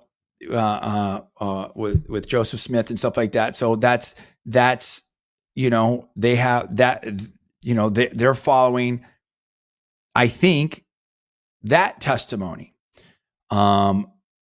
So again, I don't know enough about it. I could be completely wrong, so I apologize if I am. And I reserve the right to revise, extend, and delete stuff like that. But I'm just trying to make some point here, which is, if you're Christian, you believe in the New Testament, and the New Testament that's the authority, not the Old Testament. The New Testament supersedes stuff like that. The New Testament says that the only way, again, I don't want to get religious here, but the only way to heaven is through me, right? That wherever, and then there's the Dead Sea Scrolls and stuff like that, that wherever anyone gathers, that's where I am and stuff like that. And there's all this kind of stuff. Okay. But I'm not a religious expert by any stretch. I enjoy, read Joseph Campbell, the mythologies. I've read a lot of stuff. I've read, obviously grew up reading the Bible. I've read the Book of Mormon. Not all of it, but some of it. I've I've listened to different people. I listen to different religions, and I like to learn a lot of stuff. I've learned a little bit about, Buddhism and Hinduism, different. I've tried to learn as much as I can. I will absolutely be the first to admit that I don't know anything, and I probably messed a lot of it up, and I definitely apologize. I believe in loving and respecting everyone and trying to learn as much as you can all the time. And I also believe in what Joseph Campbell, in some of his book and the mythology, that a lot of these things have similar themes, and I think that's very interesting. Again, but I'm no religious expert. But you know who is a religious expert? You know who is a religious expert? Ted Cruz. The Pope is a religious expert. Huh. John, what are you talking about? Well, that's pretty obvious. You realize that the biggest Christian denomination is Catholic? There's 1.4 billion Catholics. Okay. So let's see how many. Give me a second. Okay. Let's go to how many Christians there are in the world. Okay. So this is according to AI. How many Christians are there in the world? Stay with me now because we're going to play this out. 2.4 billion. 2.4 billion, approximately 2.4 billion Catholics. Okay, excuse me, Christians. So let's say if there's 8 billion people, we're talking about, or thereabouts, there over a quarter of the people on the planet Earth are Christians. Over 1/4 of the people on planet Earth are Christians. Okay, so how many people in the world? Let's just try to get a vibe on that. Okay, people in the world, 8.23 billion. So, okay, over a quarter of the people in the world are Christian. Great, fantastic. Now, let's understand how many Catholics are there. Okay, so how many Catholics? All right, let's understand this. How many Catholics? All right, let's see this. So there are, according to AI, 1.4 billion Catholics. Huh. Okay, that's interesting. So now let me understand this. So the leader of the Catholic faith is the Pope, who's in the Vatican. Okay, Vatican's where? Oh, that's in Italy. Ah, right, in Rome. Okay, cool. And I think we could all say that the Pope is a religious expert. So you would think that if the Bible commands us, if our Christian faith commands us to support Israel and support Israel in their wars and do whatever Ted's saying. I don't know what Ted's saying. I'm not saying, I don't know what Ted's saying. But let me hold on. Let me edit that out. We're live. Let me lay out this argument this way. Doesn't matter what Ted's saying. You would think that if the Bible said, hey, we need to support the modern state of Israel, which was at war with Iran, and this is somehow religiously based, that the Pope would be for it, who is a religious expert, who is the head of the Catholic Church, who is the head of the largest denomination of Christians in the world of 1.4 billion, that person would somehow, feel religiously inspired and would totally support that. Like maybe like the old Crusades, because the popes back in the day, the kings and I think that the church supported the Crusades. So maybe something like that. Maybe they would find that support in the Bible. So let's see if the Pope supports the current war that was happening. That Trump did the ceasefire. Thank you, President Trump. Let's see if the Pope supports the current war that was just ended, hopefully, between Israel and Iraq. Let's see. What is that? Let's go to Pope Leo's Twitter feed. Cool. This is the real Pope right here. 18.8 million followers. Welcome to the official account of His Holiness Pope Leo the 4th. Excuse me, the 14th. Apologize. Okay, there we go. All right. This is the new Pope. Vatican City. Cool. Let's go down. Let's see here. Let's go here. Thirst for power. Okay. Yeah. Okay. All right. Generosity of Christ. That sounds pretty Catholic to me. That sounds pretty New Testament to me. Okay, cool. All right. We're going here. Huh. Wait a minute. What is this? War does not solve problems. On the contrary, it amplifies them and inflicts deep wounds in the history of the people, which take generations to heal. No armed victory can compensate for the pain of mothers, the fear of children, or stolen futures. May diplomacy silence the weapons. May nations chart their future with works of peace, not violence and blood-stained conflicts. Now that, to me, as an ultra boy growing up as a lifelong Catholic, that sounds like a pope to me. That sounds like New Testament Christianity to me. Not the Bible commands me to support the state, this state or that state or some other nation. That's why, in my opinion, one of the reasons why Ted Cruz lost that debate or discussion, whatever like that, because if you're a Christian, New Testament, not that I'm an expert, but that a religious expert, but that we're listening to someone that absolutely is a religious expert. And that person, Pope Leo the 14th, said, nope, we don't want war. We want peace. Not the Bible tells me I got to support, Israel and go to war, or do this or do that, or America or anything that the Bible tells us to go to war. He's saying, nope, war doesn't solve it. Now, again, I want to be very, very, very, very, very clear. Supporter of Israel. Israel's a great ally to us. I've got family in Israel, all that type of stuff. This isn't about, and it has nothing to do, the discussion I'm taking has nothing to do with Israel or anything like that or whatnot or anything of that nature or whatsoever. What it is just saying that there's a U.S. senator that was saying the Bible says this, and here's a pope saying, in my opinion, my interpretation, no, it doesn't. And by the way, that senator couldn't tell us what Bible verse it says, and I think he looked very bad. So there's just no recovering from that. That doesn't mean that Ted Cruz is canceled. It's just like, dude, it just means that, like, you know what? Much like the speech, when Trump was going to be the nominee the first time, and the Cruz crew and stuff like that. I mean, it made Cruz may have to may take Cruz a little bit to kind of figure this, recover some politically and stuff like that. Cruz is gonna be fine. He's got a lot of it. He's doing great and stuff. And listen, and Trump supported you, Cruz, and Cruz, and Cruz had a little bit of an election there in Texas, and it wasn't as close as some people were making out. Texas has not moved as blue as people thought. But here is it. The point is that, again, I love everyone, and we appreciate our allies.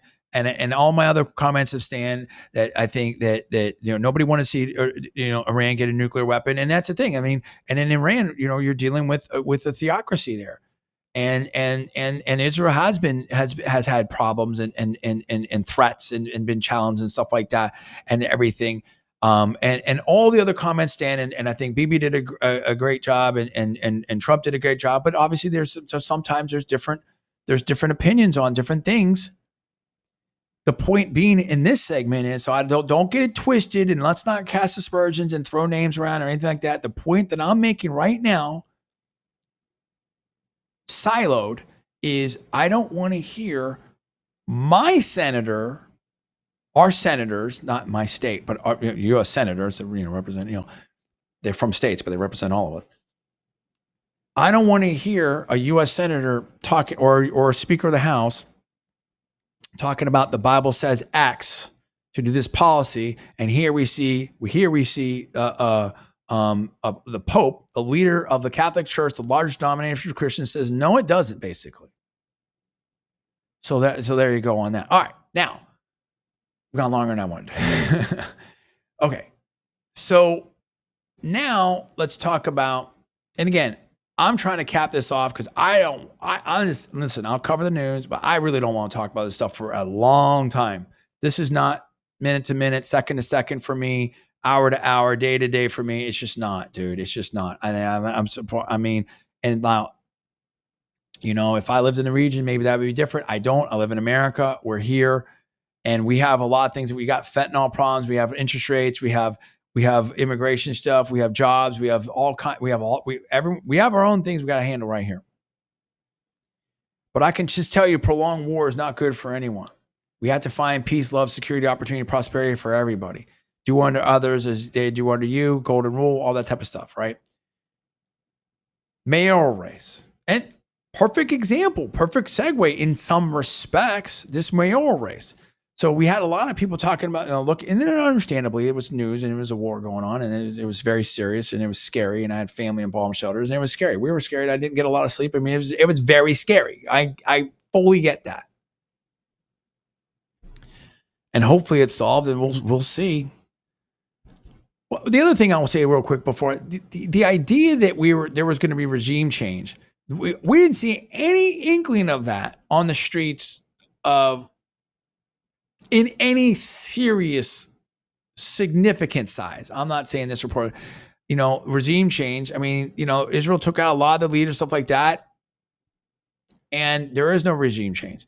And there could not be. There's a 92, and that's what Tucker Carlson's point. 92 million people over there. You can't airstrikes, this and that. You're not going to get regime change.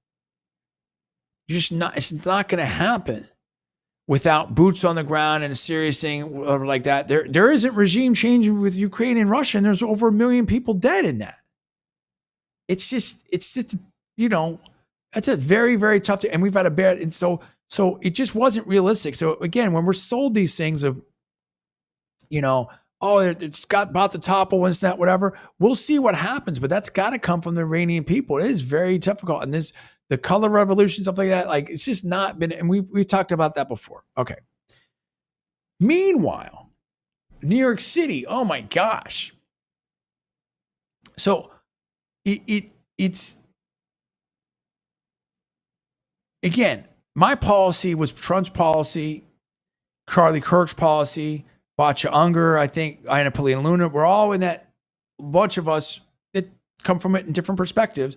We're kind of in that zone, in my opinion, of, we don't want to see a nuclear weapon in Iran. We're going to back our ally Israel. We want limited, we don't want boots on the ground. We don't get sucked in the war. We'll do a limited thing here. But we also want peace in the region. We want Abraham Accords. We want things solved in Gaza, West Bank, Syria, Lebanon, whatever. We want to move towards that. Saudi Arabia, really the UAE, and Saudi Arabia, Saudi, with the Dubai type of model, Abraham Accords 2.0, all that type of stuff. And we want to build. We want to build. We don't want to fight. We want to build together. We want everybody, peace, love, freedom, opportunity, equality, and stuff for everyone. I'm not saying I have it all figured out. I'm not a foreign policy expert, military expert, security expert. I don't live in Israel. I know it's complicated. I get it, but we all have to work on this. Okay. Meanwhile, in New York City, where a lot of, Bill Ackman's New York City, whatever, what the heck happened in this mayoral race?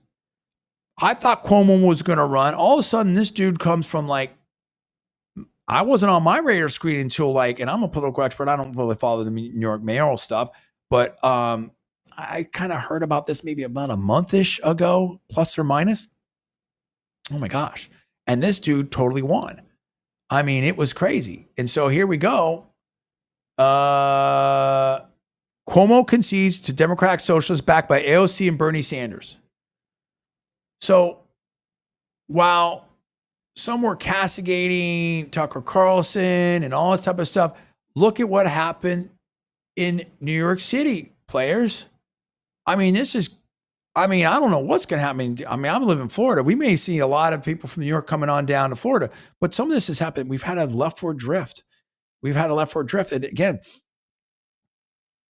these people were on that have come over to the Republican Party, and people that have moved out of California, New York, and Illinois. Those places now are more left wing than ever.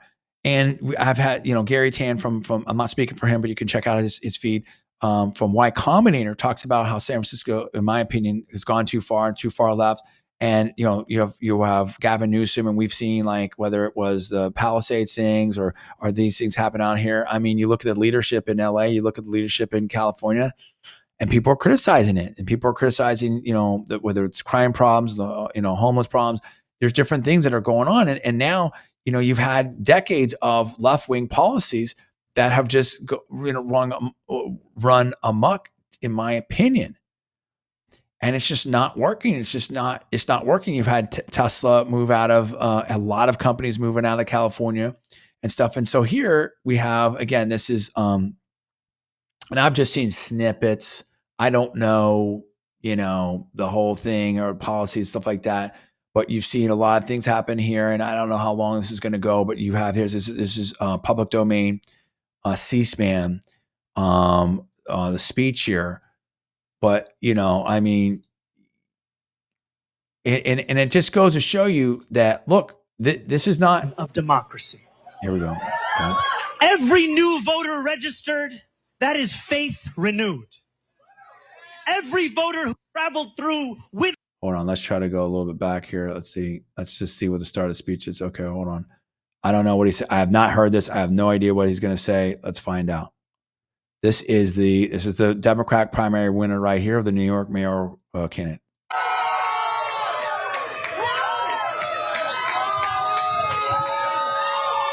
Thank you.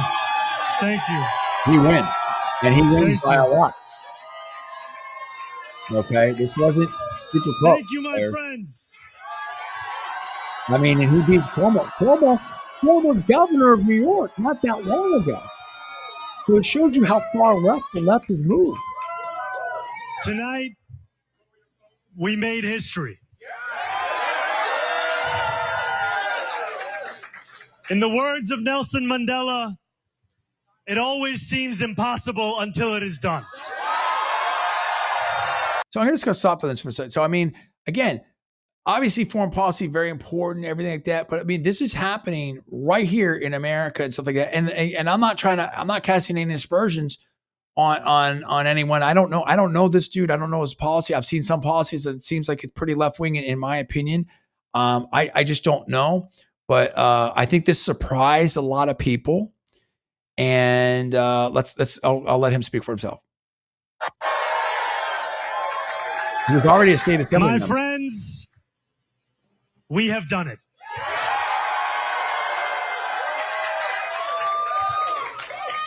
I will be your Democratic nominee for the mayor of New York City.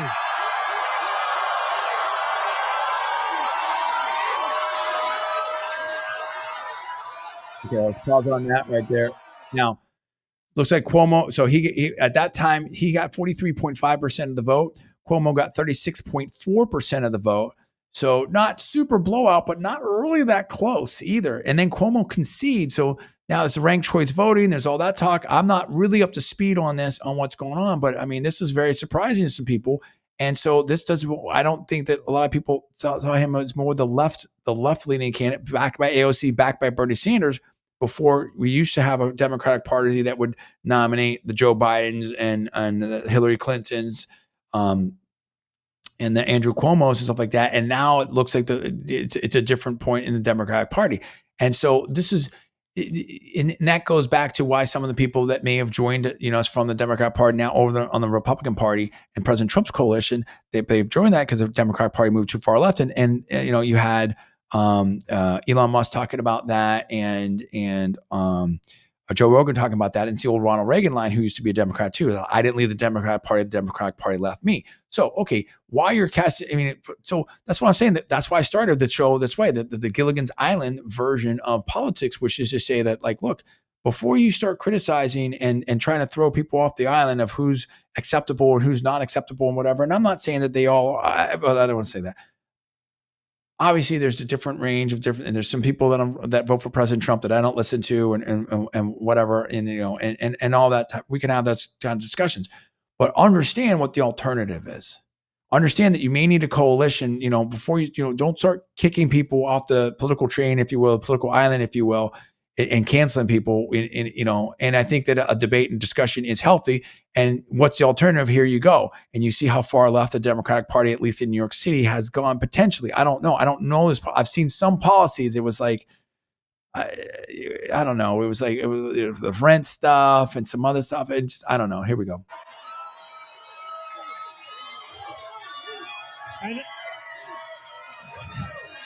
And the other thing I will say is, for whatever reason, whatever way, his message, somehow he won, dude.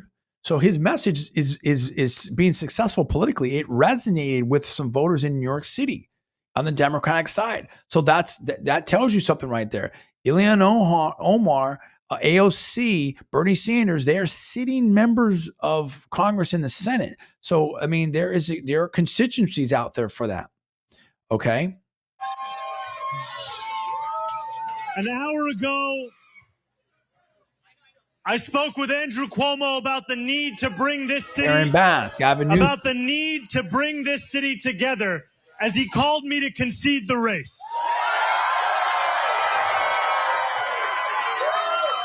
And I want to thank and credit where credit is due. I mean, the dude, I saw some different, obviously charismatic dude, ran a great campaign. And how do we know that? He won, okay, against Andrew Cuomo and stuff like that, who has, a lot of political experience and stuff like that. And so, you got to give the dude credit, and we're going to hear about the policies, and we're going to see, how this goes. I'm not, catching his version or anything like that. Brad Lander. The other thing I'll say, which is also should be obvious, I focus on the policies. I focus on whether it's a President Obama. I focus on the policies and not the personalities, not anything else, not about any kind of demographics or anything. I'm all about the policies. I am a conservative, almost libertarian. I'm for freedom, peace, love, opportunity, all that type of stuff for everybody, and the maximum freedom and liberty and stuff like that and prosperity for everybody. Okay, so I focus on the policies. So if there's the policies of the left wing that I don't agree with, that's what I call out. It doesn't matter where it's coming from or who it's coming from.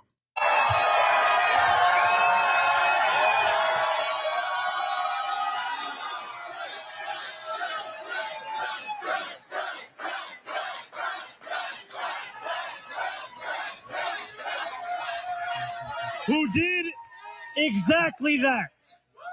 Together we have shown the power of the politics of the future.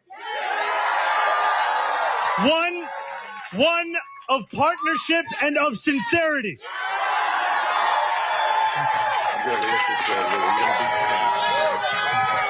So let's hear it. I'm going to fast forward just a little bit. Today, wait, hold on. 8 months after launching this campaign, with the vision of a city that every New Yorker could afford, we have won. So that's obviously one of the process right there. We have won from Harlem to Bay Ridge.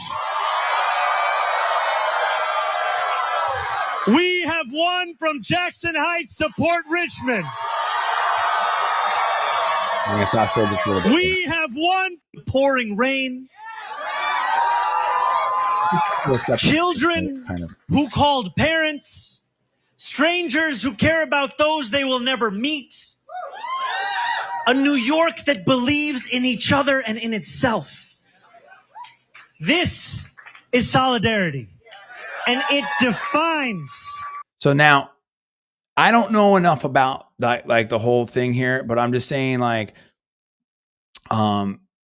there's been reaction to this online and on X, and I'll just go through my X feed. Oh, there's also something here. Trump mock crowd. I'm going to play this real quick. I'm going to take a quick swerve, and then we'll come back to that.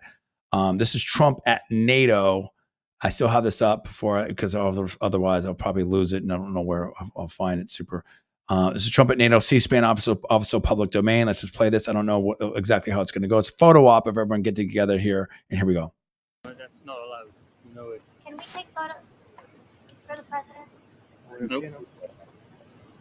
These are official photographers. They're closed.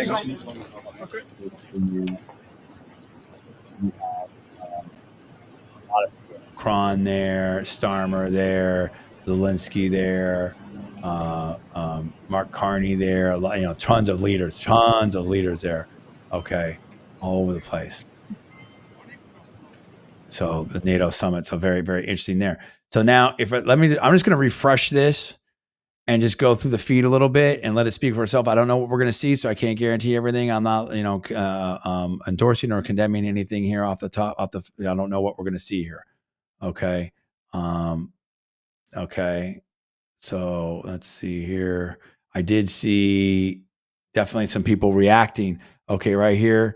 Wow. They just can see the mayor's election. Maria Bartiromo, she's pretty shocked on that. And then you have here, John Cogan from Technology Brothers. And we had that right there. of the why bodies got back time, and they're kind of tongue in cheek. They're funny. Okay, and then let's see here. Okay, and I did see some stuff right here. Zero hedge. Cuomo loses to socialists. I mean, so people are really talking about this. This is really something that's a big deal, and so that's what I'm trying to talk about. Like, you know, I think there's been a miscalculation of how far left the parties have gone, particularly in some of these cities and stuff like that. Trump's the main character. Okay, cool. And people are talking about this. Jim Jordan about East Palestine, Ohio, and stuff. And I think that, hold on a second. Okay, I don't know about all that. I got to read that. I don't have time to read through all that. Riley Gaines, New York City is, that's not good. A lot of people are talking about this. NYC is cooked. Kaylee McGee White, Byron York. There's a lot of discussion. I think this really, really surprised some people. Okay, this is not a joke in terms of really surprised some people. I think Bill Ackman had some comments. So there's a lot of stuff out there. And let's see here. I'll see if there's anything else very, very quickly here, and we'll wind it down. So I think right? Richard Grinnell, stop voting for Democrats. Right. I mean, woke is on the Democrat side. It's on the left side. Again, I don't get into the whole woke right stuff. Ranked choice voting. People are talking about that. Fox News covering that. So yeah, I mean, it's definitely, let's see here. See if there's anything else here that I'm missing. There was definitely some stuff. Molly O'Shea talking about that, about the Kalshi, about the calling the election and stuff. So there's been a lot of discussion about it for sure. I'm sure there'll be a lot of discussion tomorrow as well. And then we'll just see right here, Jeremy Carl talking about that. And I think there's going to be some people really, really, talking about this and where does it go and what does it mean from here? But whether it's California or New York City or Illinois, I think people are looking at that. You've seen federalism at work, if you will, in that respect. And I think people are talking about it. And that goes back to what I was saying before, which is like, look, dude, we're all on the people that voted for Trump. We got to keep the coalition together. As simple as that. The people that voted for Trump, we got to keep the coalition together because it's important. And it's whether it's the New York City election or somewhere else, or overseas, or there's all kinds of issues that are going to happen, that are going to come up. Well, Matt Gaetz is another one that was for peace and stuff like that. So he has another one right here, and him and Charlie Kirk. And I'll just put this up real quick here. Matt Gaetz, Trump the peacemaker. Charlie Kirk, President Trump aboard Air Force One puts the regime change pushers firmly in their place. Regime change takes chaos, and ideally we don't want to see so much chaos. Okay. So, and I might come back to that, and we're going to wind down here right now. So yeah, it's much longer than I wanted to go tonight, but it's always so much to talk about. And so I think here we go. I'll put this up here. Joe Geba, and Insurrection Barbie, pray for New York. There's a lot of people having reactions to a lot of this stuff. And we're going to see, that's democracy at work. And so that's why that's actually a good point. And this is the point. This is why it's so important to hold the Trump coalition together, the Republican coalition together, whether it's in Congress and Speaker Mike Johnson. We have to work on these, the midterm elections, stuff like that. If we don't stick together, you can have these elections in New York. You can have left-wing results. You can have things that, the results in other areas and other states and cities around the country. There's a lot of issues to work on. So yeah, I wanted to put a cap on my, Middle East covers, the news events, stuff like that for a while. I was with the Trump policies. I think he bore out right. I mean, I think he had the finger on the pulse of the base and MAGA and the Trump coalition. So myself, Charlie Kirk, Bacha Unger, Anna Polina Luna, some others that were right there in that mix. And I dare say I think Bill Ackman came around to it as well too, in my opinion. And we all have different points of view within that and stuff, but in terms of what in terms of what the policy should have been. I don't think it's good to have these ongoing squabbles and infighting and stuff like that. If you look at the New York City mayoral race, I think we have to stick together. There's a lot of work to be done. It's okay to have discussions. It's okay to have debates. I've never pretended to be an expert. Well, I am an expert in what I'm an expert in. That's not true. But in all things, certainly in military and foreign policy, stuff like that. And when you're wrong, you're wrong. I'm wrong all the time. And you have to update your views and you have to update your opinions and you keep going and you keep iterating. And that's okay. So, but I think New York City is a cautionary tale of what can happen when, policies move too far left and you don't have people stick together. But obviously this dude, I've got to familiarize myself with all the policies and stuff, but he won and looks like he's very politically successful.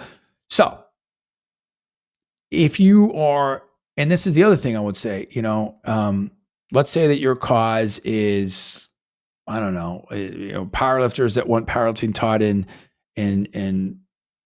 high schools, or I don't know what, whatever, insert here. And let's say that's like 0.1% of the population, stuff like that. Then you have to have political coalitions. You got to work with other people. Politics is the game of addition, not subtraction. And in politics, whoever you are, when you have a coalition and stuff like that, you're not going to get your way 100% of the time. It's not going to work that way. And politicians need to be representative of their constituencies. This is just all common sense, stuff like that. So anyway, again, apologize if I made any mistakes. I don't like all the group stuff. I've said that before. I'm for peace. I'm an individual. I'm an American. Peace, love, freedom, opportunity, equality, liberty for everyone. We love everyone, and we're all humans. I'm on Team Human. I guess I'm on Team America. Obviously, I'm not guess. I'm on Team Human. I'm on Team America, and all that type of stuff. So this probably, hopefully, is going to be the last time I'm going to talk about this stuff for a while. But we go where the news goes, right? And obviously, we talk about other stuff. I want to talk. I've been meaning to shift back, more to pivot more into business, tech, VC, all that type of stuff. But we also have to talk about the news of the day and all that type of stuff. So I hope that makes some sense. I look forward to your comments. Keep them respectful, keep them clean, and all that type of stuff. So that's all I have to say about that for now. It's late. Thank you so much. I hope that made sense. I appreciate everyone hanging in there with me and those that will see this after the fact. And what a day. Interesting comments from Trump and their forward. So we will see what it comes from there. My name is John DiValero. Thanks so much for watching. Have a great evening or morning, wherever you're at. I'll see you next time.